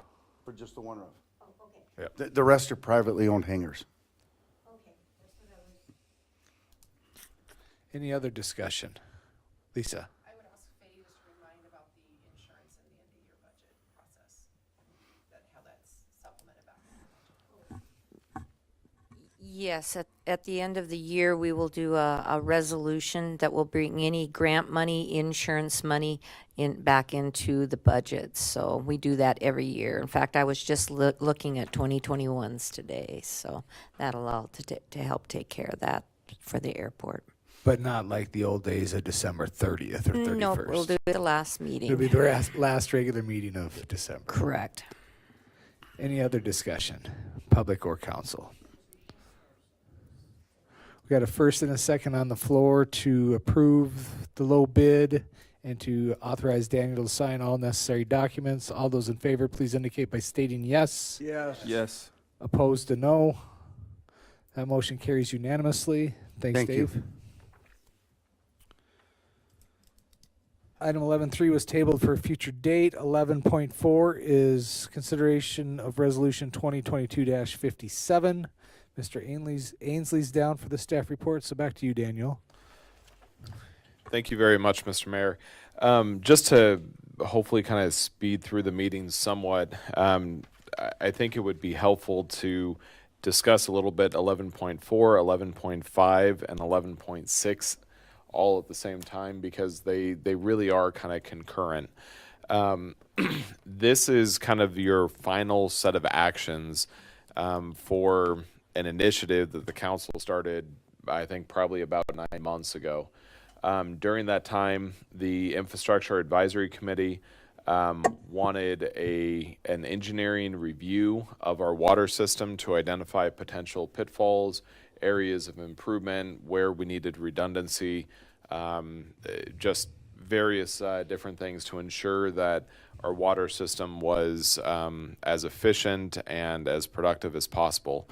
In doing that review, Foth Engineering identified 2 of our current system of 7 wells that were beyond their expected, life expectancy for those wells. Their production capacity was continuing to deteriorate, and they continued to have more dirt and silt that would intrude the water, which is kind of typical of older wells, and so it was starting to be more of a significant issue.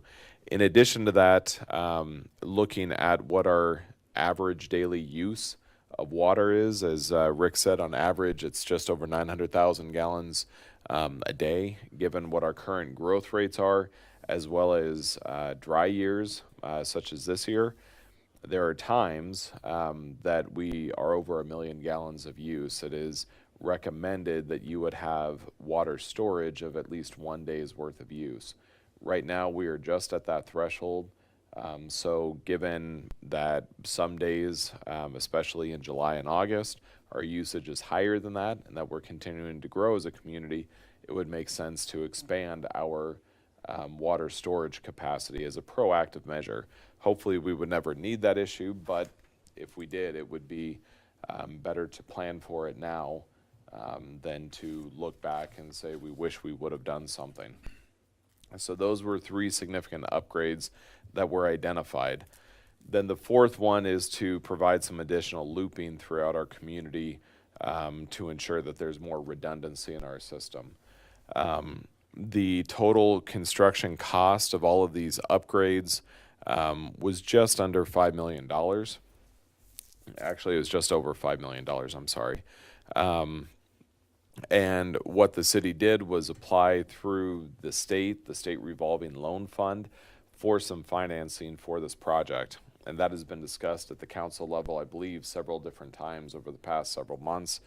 The benefits of applying for the state revolving loan fund is that if you receive a loan through them, it is at a guaranteed fixed interest rate.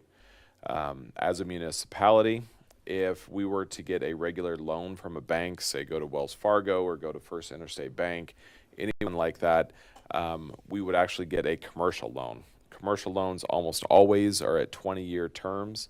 Generally, they're fixed for 5 years. Sometimes you can get them fixed longer, but generally they're at a 5-year fixed, and then it's adjusted after that 5-year time period. Of course, given the current economic environment, with the rising interest rates, it doesn't make sense to fix it only for 5 years.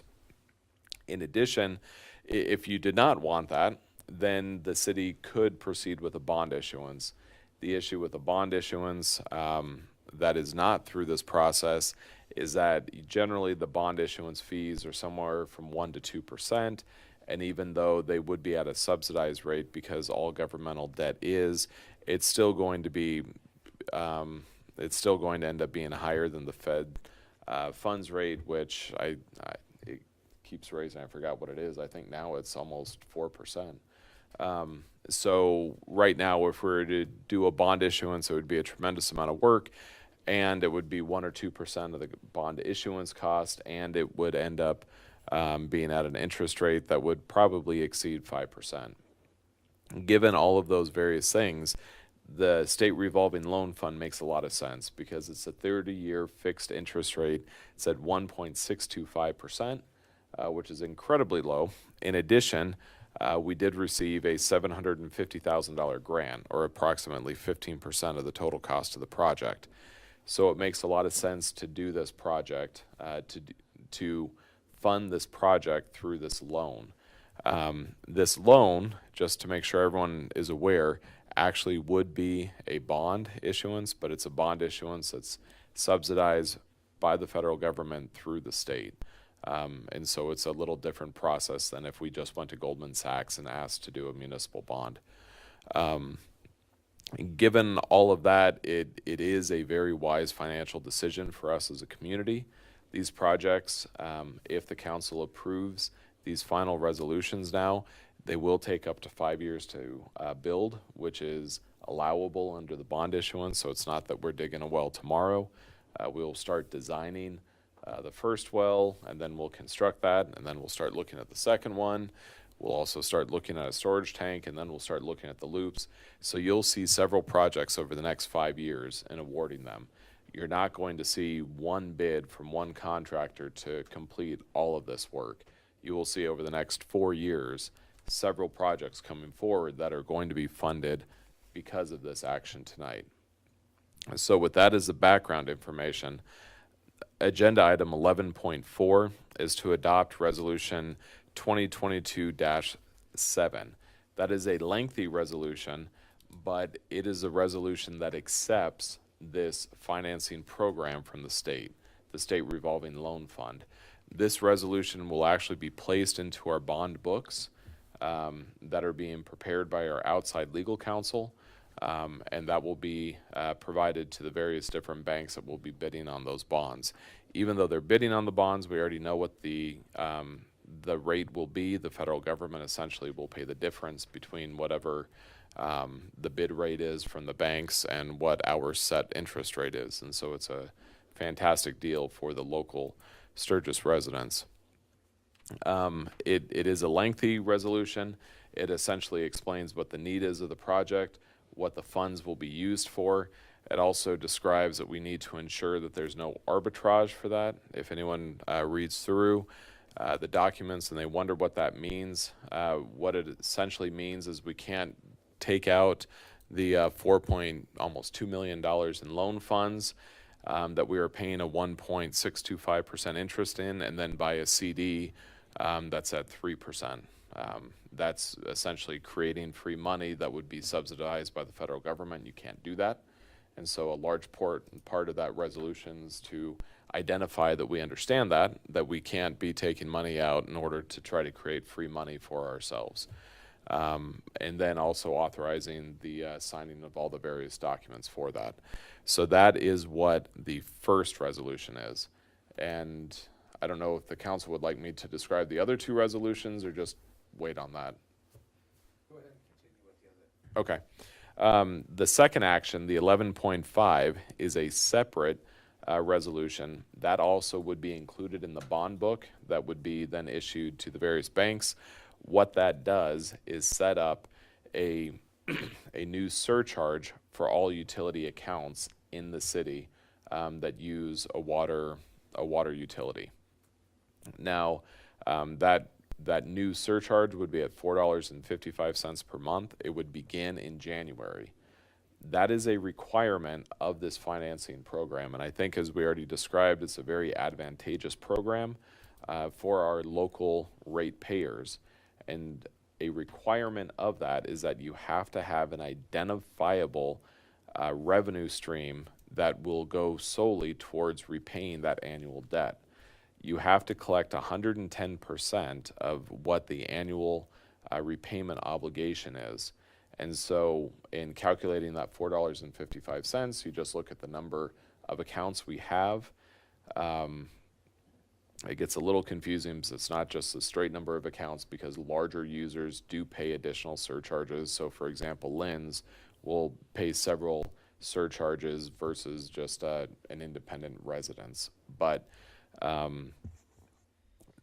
the surcharge income is accounted for separately, and we have to ensure, our finance officer has to provide a report every year annually to ensure that that money that is being deposited is at least 110% of what the financing obligation is for that new debt issuance. And again, why that's so important is if we do not establish a surcharge, we are not able to get the $750,000 grant that we receive from the federal government, and we are not able to get a 30-year fixed loan at 1.6%.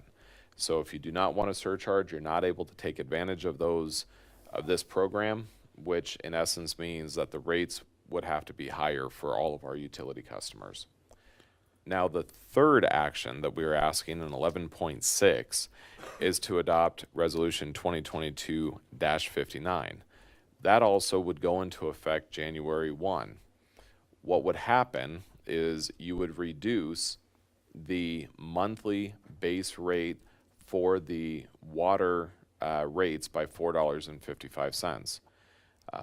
In the adopted 2023 budget, you had about $250,000 a year being saved in our water fund to make improvements to wells and storage tanks and mains. That's exactly what this program does. So knowing that already in your rates, you already had established $250,000 a year to make those improvements, you can use that $250,000 to make the payment on the bond that would finance those same improvements that you already anticipated. So essentially what you would end up doing is reducing the monthly water bill minimum by $4.55 and then adding a new line item on their bill for a surcharge for $4.55. I know everyone hates additional surcharges and an extra line, but again, by doing that, you are going to save the ratepayers more than $1 million. $750,000 in grant and an incredibly advantageous interest rate that this city is not going to see for at least a decade. So those three resolutions taken together will save the residents of our community a significant sum and will also ensure that we have a high quality, efficient, and predictable water system for the next generation. So as the council responds to residents who say they want to ensure that our infrastructure is able to handle our current residents and our growth rates, these are the sorts of proactive measures that need to be taken to make sure that we don't have significant failures in years to come. This will provide certainty for our community, and it also provides certainty as to the rates, that you don't have to adopt some sort of extravagant, huge rate increase in 3 years where you likely would have to if you're not being proactive.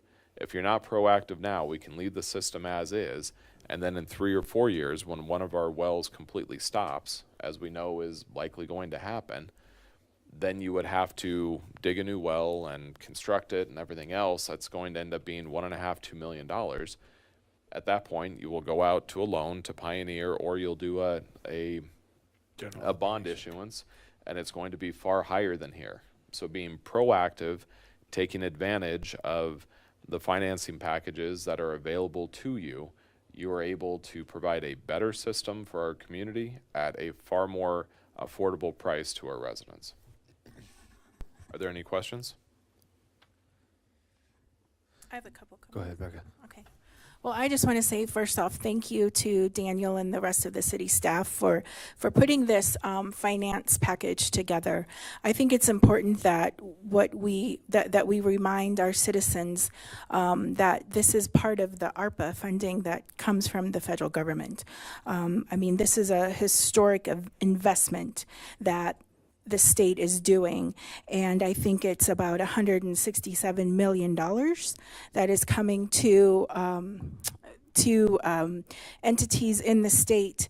I think it's 26 towns and entities that are receiving this round of funding. And it was a competitive process. It was an application process. I remember that we were on the phone, was it June or July, with DANR, visiting with them.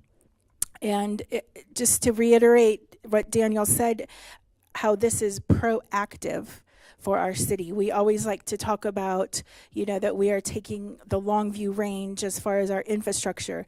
And so this is something that is going to be, a legacy project for decades to come. And I think it's equally as important that when we talk about the water surcharge, that this is a requirement from the state of South Dakota, right? Is it the federal government? Okay, yeah. But through the state. So it isn't something that the city has just fabricated on our own. It is a requirement of this financing package. And so it will be a zero net charge for our citizens. And I think that, you know, it's kind of a housekeeping item. It's something that we are required to do. So again, I just think that this is a historic and monumental project we're going to be undertaking, and I fully support it. Any other discussion from council? Well, it just goes to show, looking back, you know, preparing for this to make it so the city can assist and make it so it is a net zero. This is a big deal, and it's good for all of us. Bonnie, what do you have to add or question? Can we get you a microphone there? Is there one right behind you there? I think there was one close by somewhere.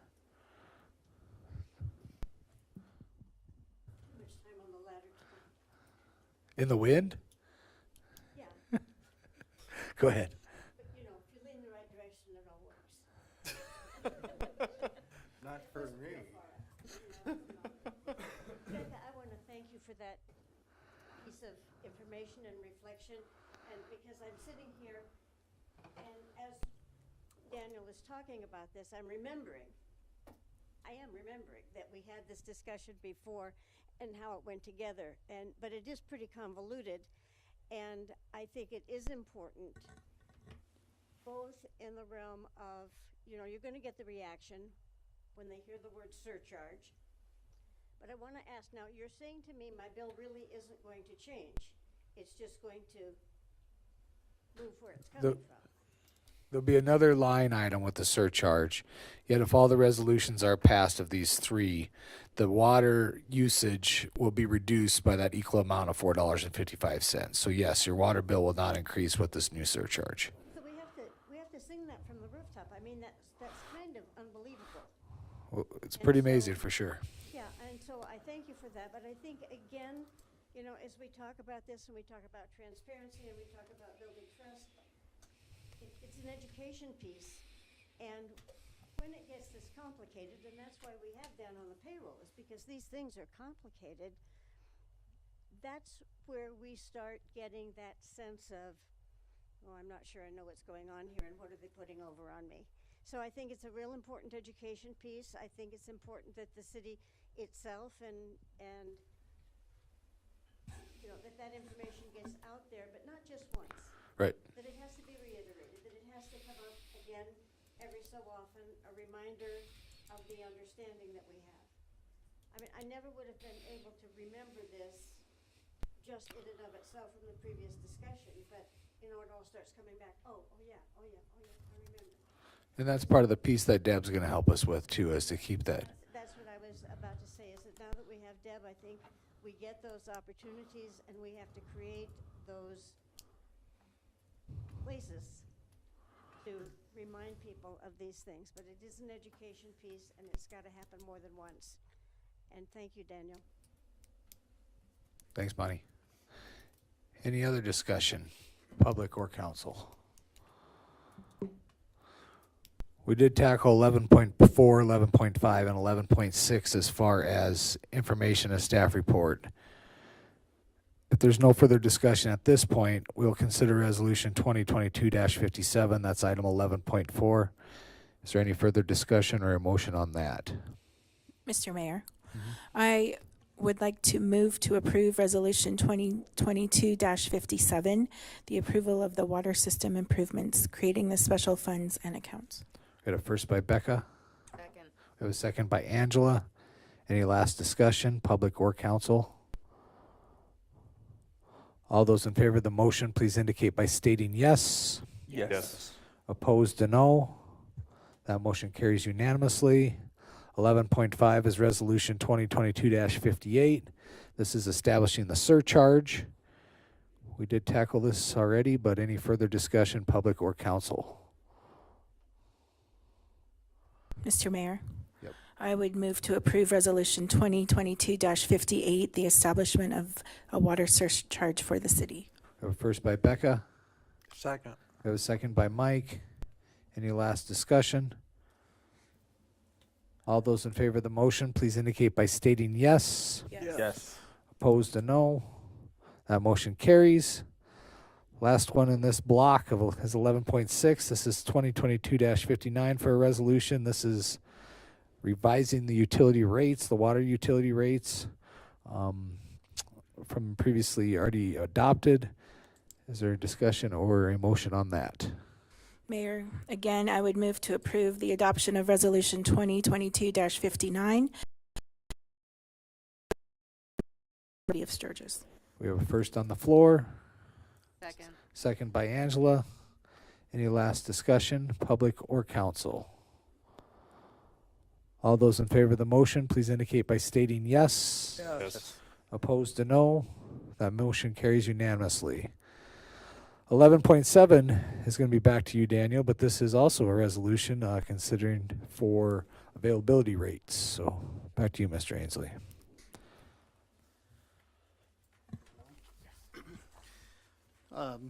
Mr. Mayor. Eric's going to do this one, it sounds like. Yep. Go ahead, Eric.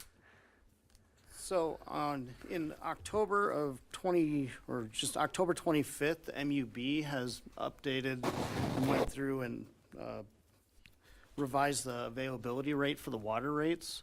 And that's based off of the MUB essentially has control and sets the rates and availability rates and things of that sort for the water. The recommendation is for the council to adopt that, the MUB's rate setting. But the primary resolution is geared at the sewer availability rates. The council has full authority and sets and manages the sewer for the city utility. The availability rates were set in 2012 at $18 for the sewer. They haven't been updated since. And essentially what availability rates are covers the base and the surcharges that are associated with that specific utility. And the purpose of those two charges is to cover all of the infrastructure costs and maintenance and just ongoing upkeep of all the pipes and everything that brings water. Well, in wastewater, it would be taking it away, managing it, and disposing of it. So that's something that's usually every residence that uses wastewater uses those functions, the overall. And generally that doesn't include the usage. For instance, the water availability rate only includes the infrastructure to get the water there. The actual usage of that specific household would be a separate charge that's specific to that person. So if the everyday user would pay the same rates across the board, across the city, every single user would pay the same rates. The availability rates, fees, are to essentially equalize when somebody's using the infrastructure, however, they have their water turned off, so their actual usage is zero. There still needs to maintain some sort of kind of universal cost or pay, or kind of everybody pays their fair share concept to cover that infrastructure, because the demand is still there and the city still has to maintain that infrastructure and make sure it works at full capacity when that person is ready to turn that water back on and use it on demand. So the availability rates covers all of the city's costs associated with that. The goal of Resolution 2022-60 is to essentially equalize all of the fixed costs between the everyday user with the seasonal user. That way, everybody pays their fair share and the everyday user doesn't pick up a bigger burden for funding the costs that everybody's using. So the goal is to make it 100% of the minimum of the base plus the surcharges for the sewer. The resolution, well, the report provides 2 or 3 different alternatives. The first alternative is to leave the fees where they are for the availability fees, and that would essentially cover, I believe it's, let me see. It creates a very large discrepancy between what the seasonal users would pay for that infrastructure versus the everyday user. I believe. 40.1. Yeah, because they have 40.1% for residential, and then I believe it was 39.2 for commercial. Yep. And that, ultimately, that cost needs to be covered from somewhere, whether it's taking it from a different area to cover that. So the objective is to try to equalize between the everyday users and the seasonal users. Back in 2012, the availability fees were set at a rate, I believe it was 64.7% of what the minimums and the surcharges were. I mean, that gets closer to equalizing between the everyday users and the seasonal users for that infrastructure fixed costs. So that is an alternative, is essentially adopt that same rate today with the increase in availability fees. The staff's recommendation is to adopt the availability fees at 100% of what the base and the surcharges are paid by the everyday users. The goal of that is to equalize the burden across all users for that fixed infrastructure.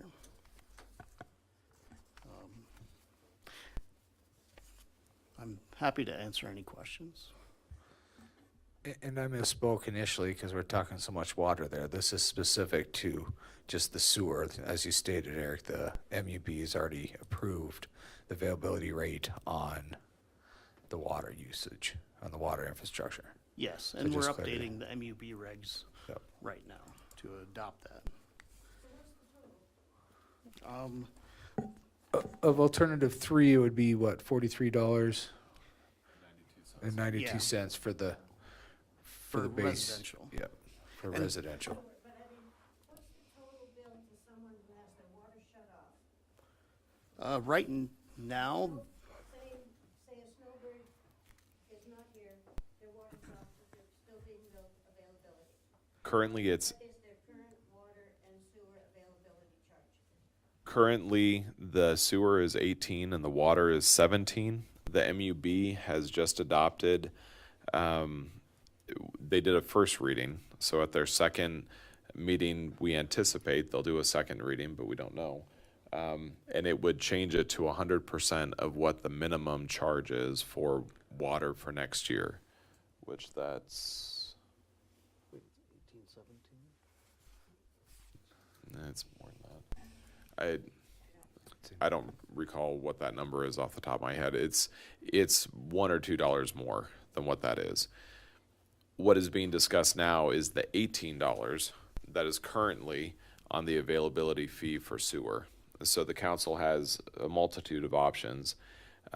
It could, of course, keep it at 18, but one of the council objectives was try to have equity amongst individuals who use these services part of the year and individuals who use it year-round. And so to keep it at the same percentage of the sewer minimums when it was established, then it would become $28.42. So that would be an increase of $10.42.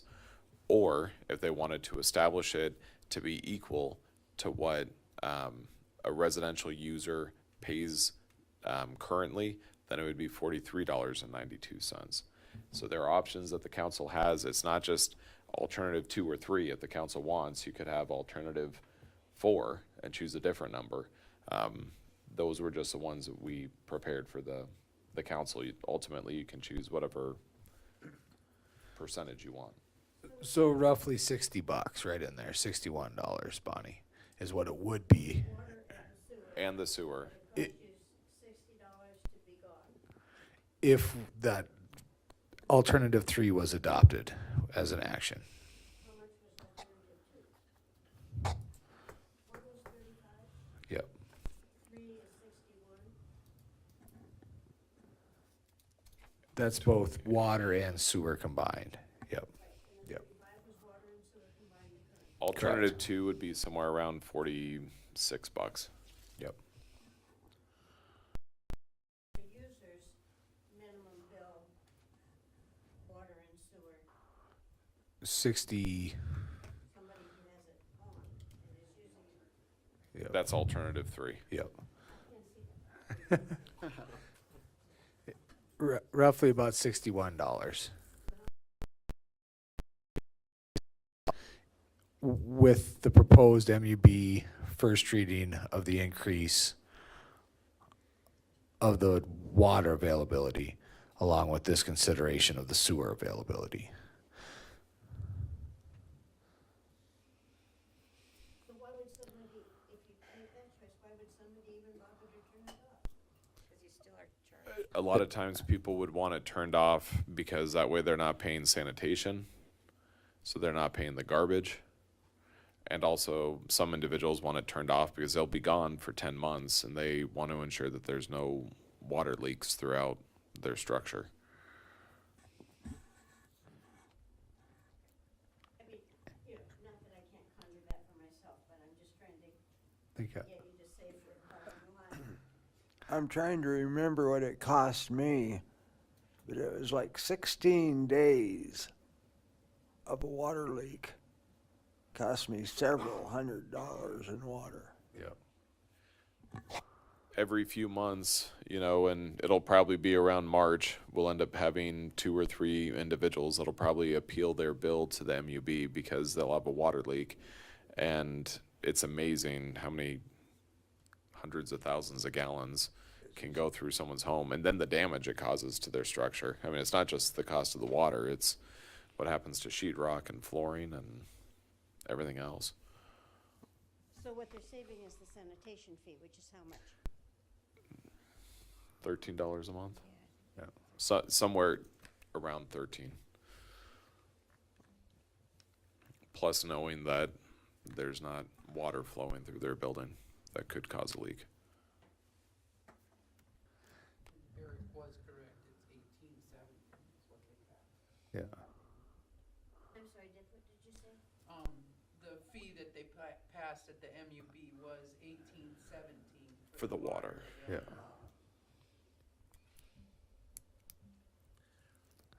Any other discussion? Public or council?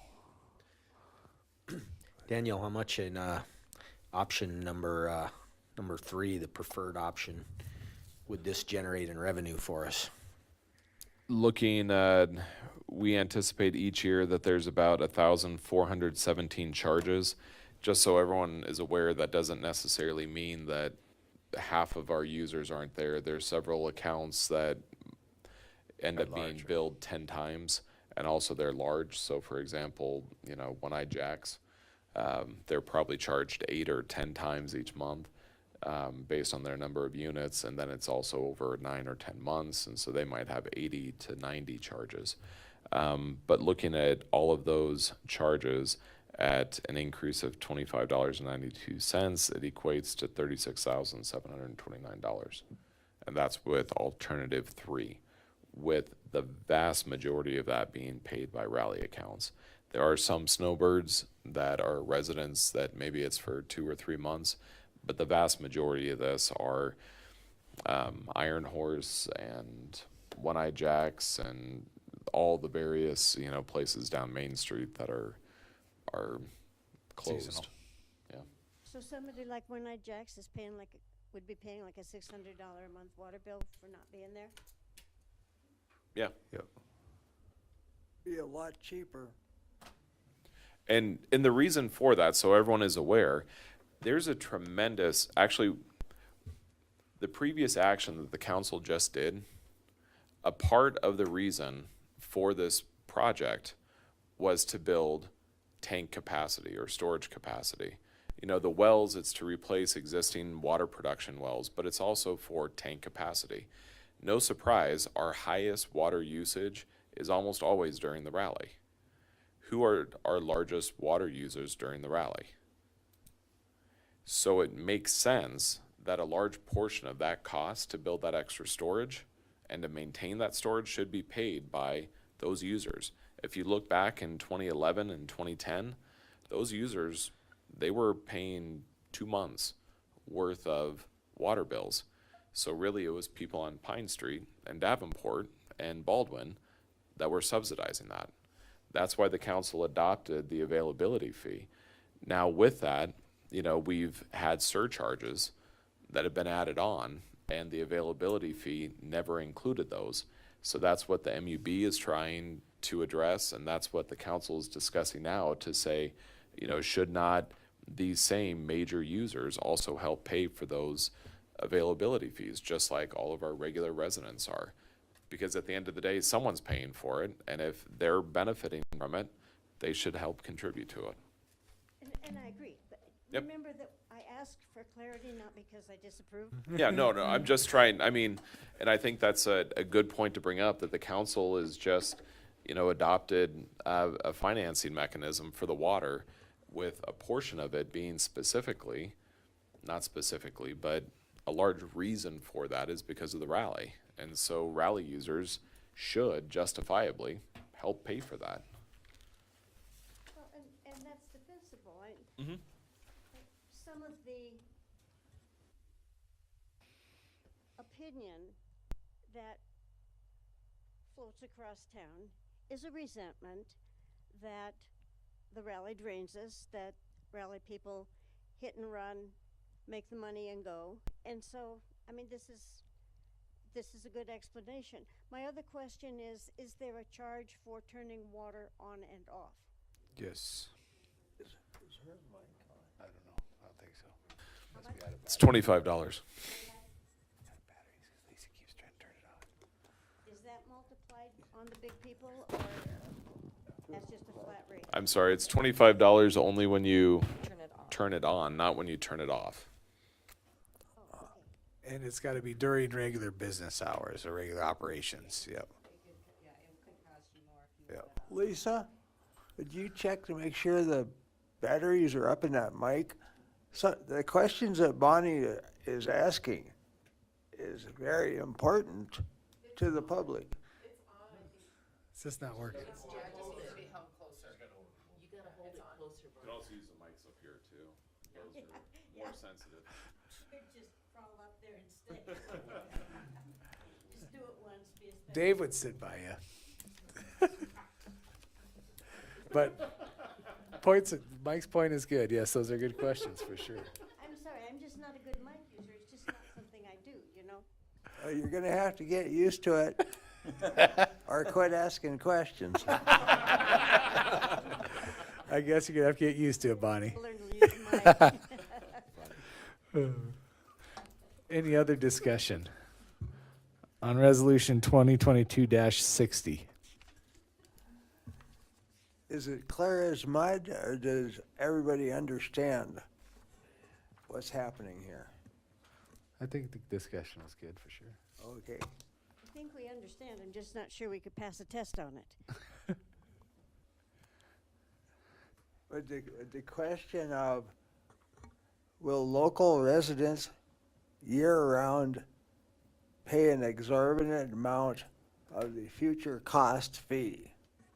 Cost of money in the future? Or will it be leveled across the platform? Depends on which alternative we take. Depending on which alternative, if you choose alternative 3, well, actually, any of these alternatives will not change at all water bills or sewer bills for year-round residents and year-round businesses.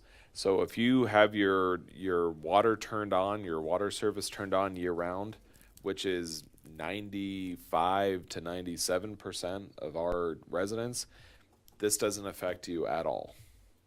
Now, for the other, 2, 3, 4% that do occasionally turn it on or off, or they do every year because of the rally, this will affect them. Now, if you choose alternative 3, it means their minimum sewer will be the same as what it would be if it was turned on. If you choose alternative 2, it will be 64.7% of what the minimum would be if they left it on. And you can choose any alternative in between or whatever you choose. Our recommendation is 100% so that it's level across the board, but it's your choice to choose what you want. How many non-businesses come and go like that?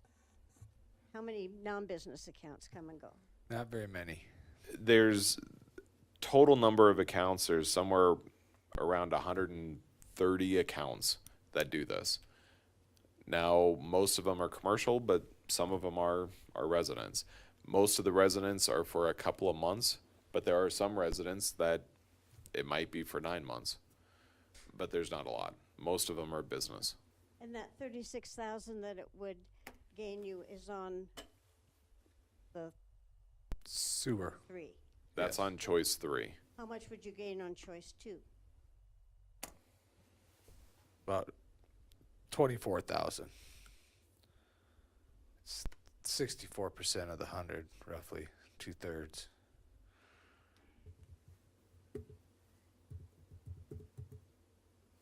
$26,101, very close. Way to go, Mark. Mr. Mayor. Yep. Again, I just, it needs to be said again that these fees are only charged to people who turn their water, which includes the sewer, off. So it is not the year-round residents that this will be affecting. And it also brings, an equitable status to our largest water users, which are here in the month of August or in the summer. So with that, I would like to move to approve alternative 3, the update fee to 100% of the sewer minimums. We have a first by Becca to adopt availability fee with alternative 3. I'll move on that all day. We have a second by Mike. Any last discussion? Long overdue. Public or council? Have not heard any further discussion. All those in favor of the motion, please indicate by stating yes. Yes. Opposed to no. That motion carries. So resolution 2022-0-60 and alternative 3 is passed. Item 11.8 is consideration to adopt 2022-23 city council goals and objectives. We had a special meeting, I don't remember when now, the end of September I think it was, October 11th, 2 weeks Quick math, no problem. yeah. Remember dates is hard. But that was brought forward to give more direction and actually have an action tonight. So we have that summary of that special meeting on this presentation here. Council has ordinances to consider and a large number of objectives. The goal is to kind of prioritize those in the top 12 to 15, and then understanding the rest are important, but the top tier would be initially and focused on by staff to get completed in the next 12 months. So open it up for council discussion on these points that have been brought forward. And one of them we can knock off already. But the MUB has to do theirs, yeah. But that was the availability fees that were just prior discussed. So, this council, anybody want to be bold and open the discussion on these different items? We'll leave the ordinances out for now and use the 21 highlighted objectives and try to focus in on a certain number of those to give staff clear direction.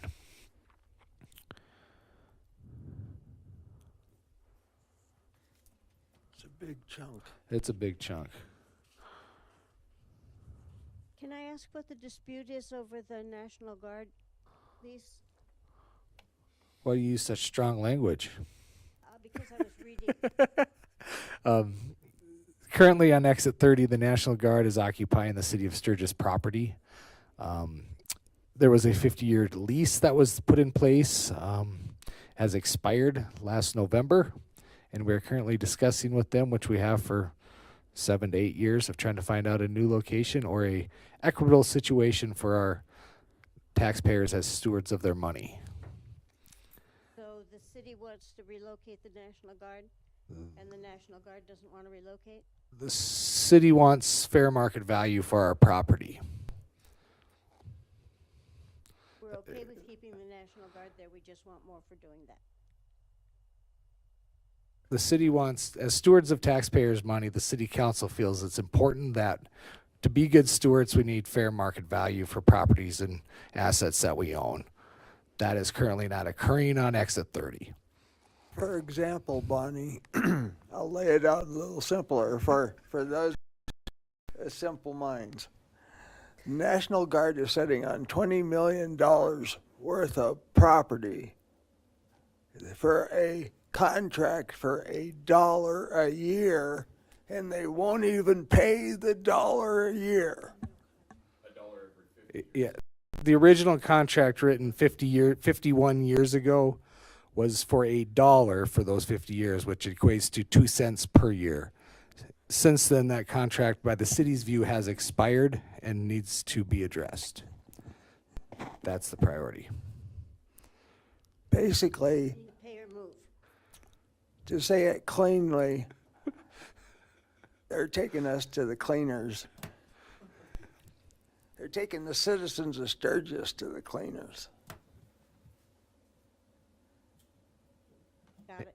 Any other discussion?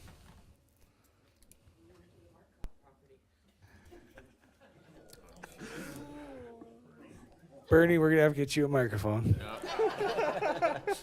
That's a good idea. I like that. They're still between two exits. Mr. Mayor, Go ahead, Becca. I think that the non-ordinance goals numbered 1 through 7, you know, I think that they should still stand as our top 7 priorities. And so I would like to move to approve 1 through 7 as our non-ordinance goals.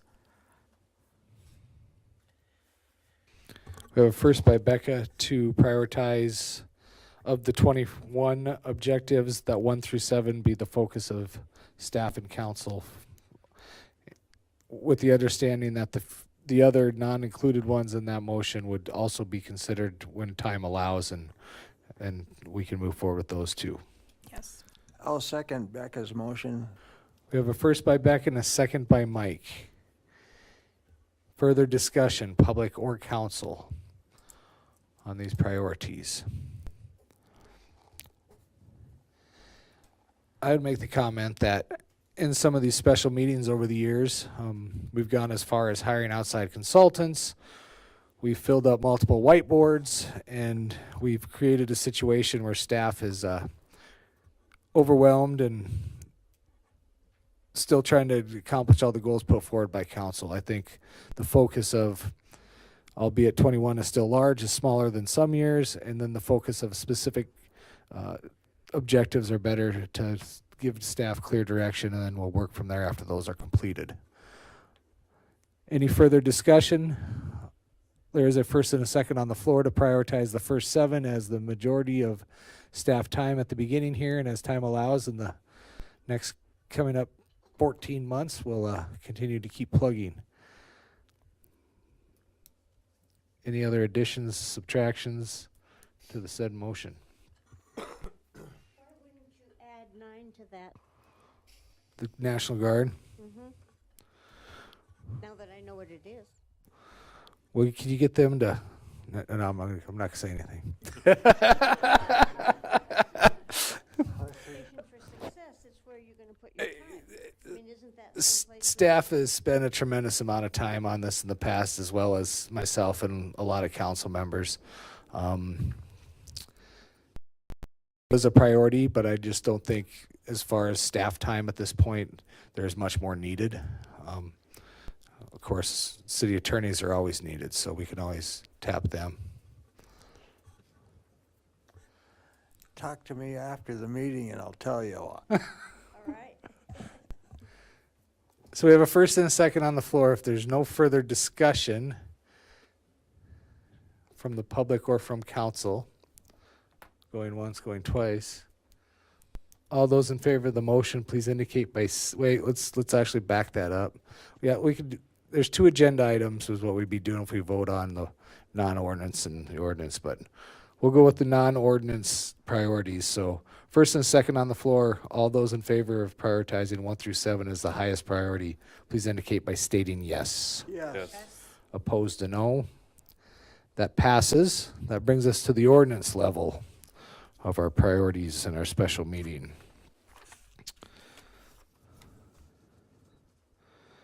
This has multiple ordinances in it.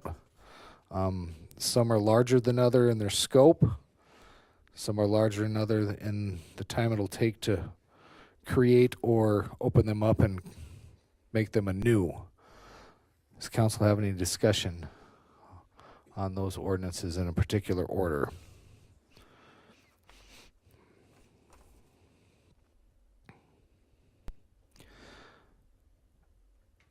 I think as we go through that list, it's been apparent that Title 7 has been something that's been on our docket and on our radar to be worked on, and it's currently being worked on by multiple committees.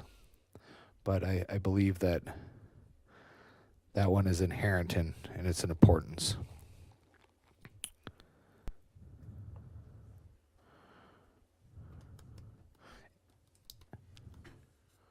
And F is almost done already.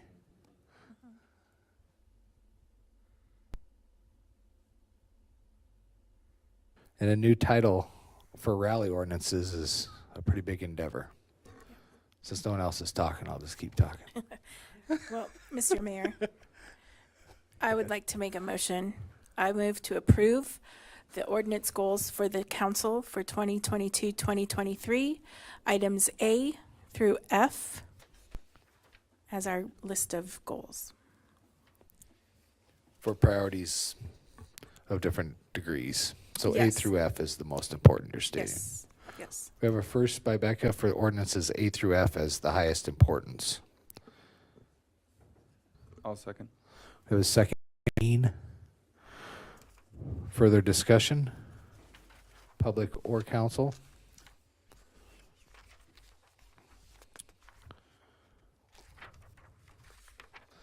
None being heard. All those in favor of the motion, please indicate by stating yes.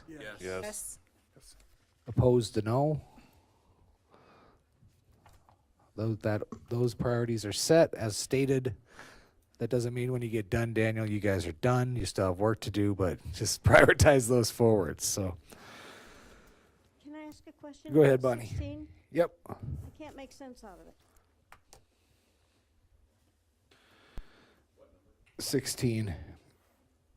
We're currently discussing voluntary annexations with different subdivisions, whether it be. Is there something missing out of that sentence?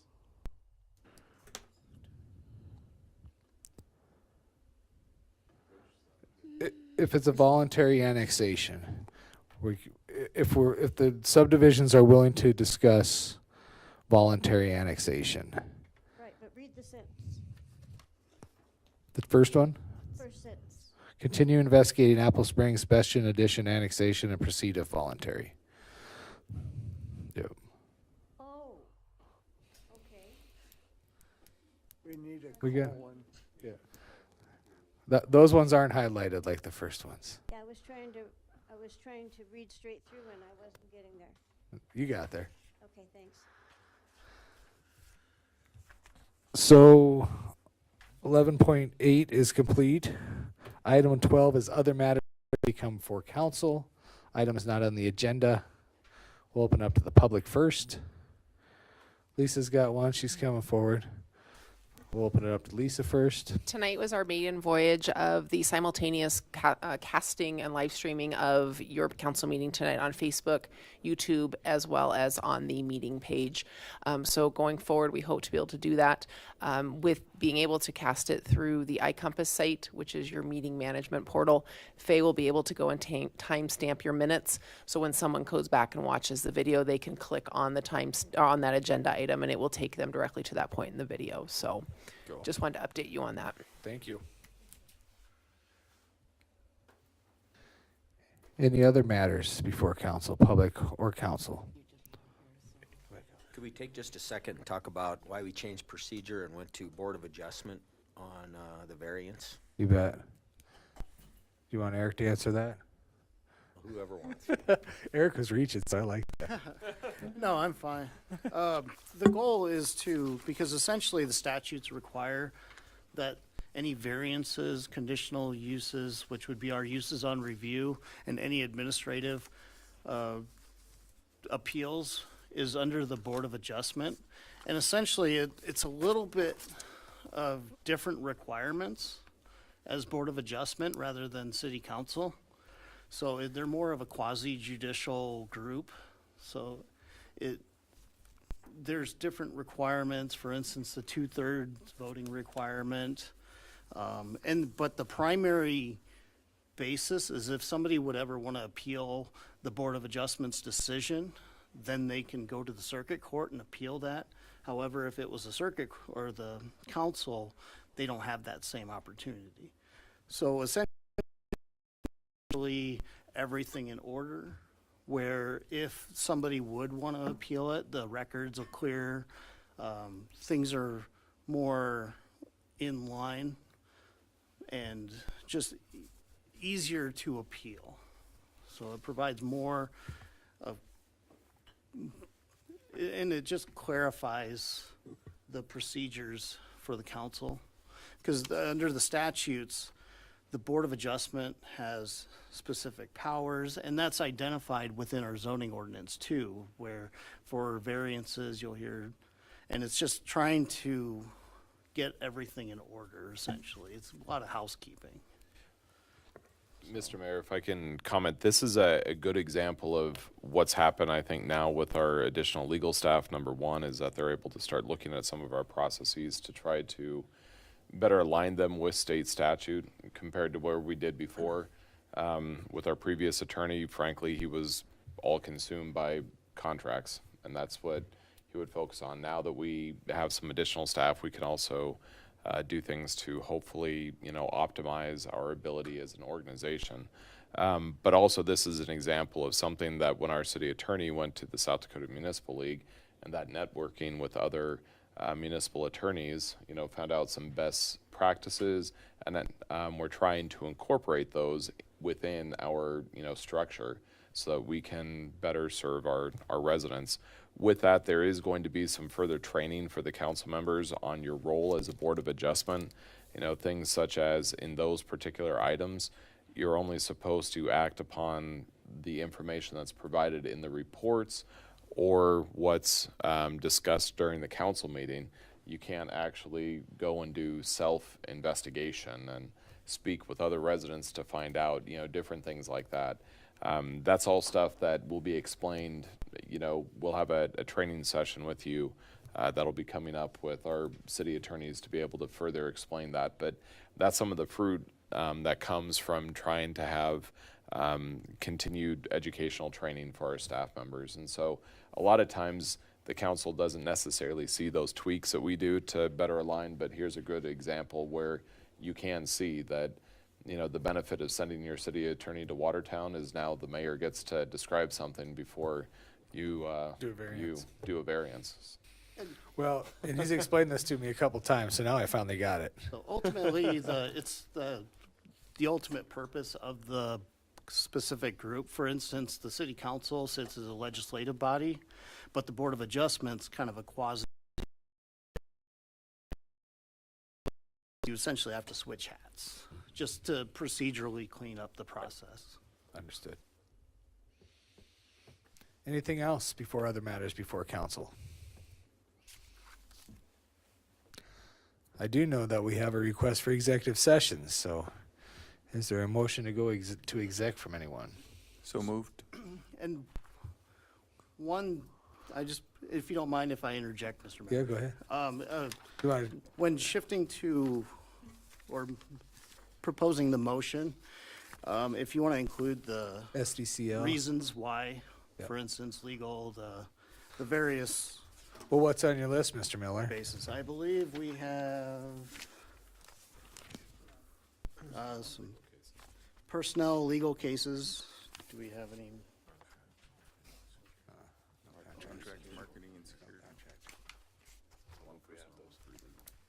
I believe we have one personal and 3 legal issues to So discuss. we do have a request for executive session for 1 personnel and 3 legal cases. Is there a motion to do so?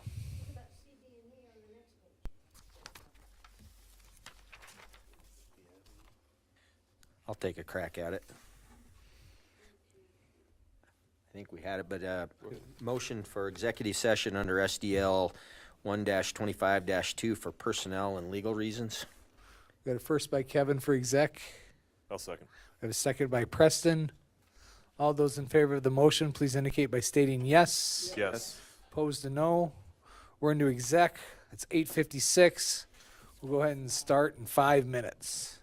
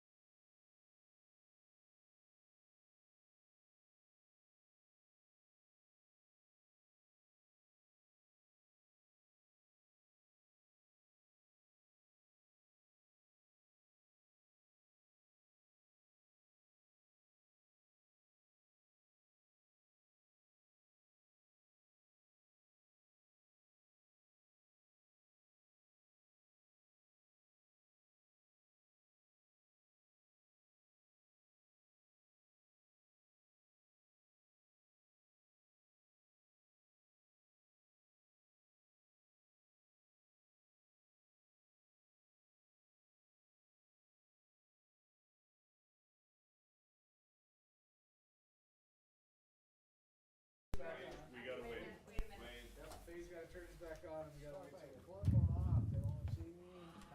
almost should have an indicator. You're gonna have to talk into the mics again. Just a second. We need something that. Yeah.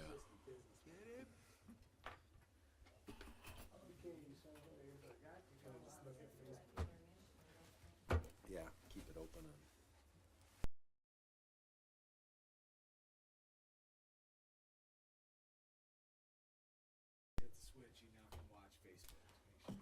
He does too.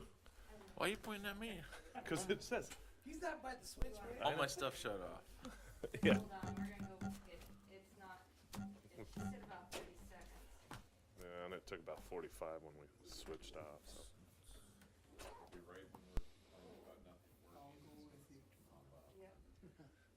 watch your language for the next few minutes. Unless you wanna. We're going next week if you, Well, Wednesday. Can you do Wednesday? You're on. There it goes. We're live. Yep, we're live.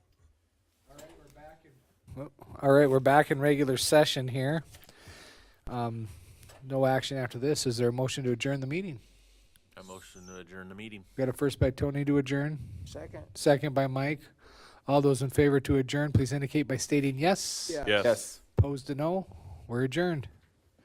9:22. Remember to vote tomorrow if you didn't already.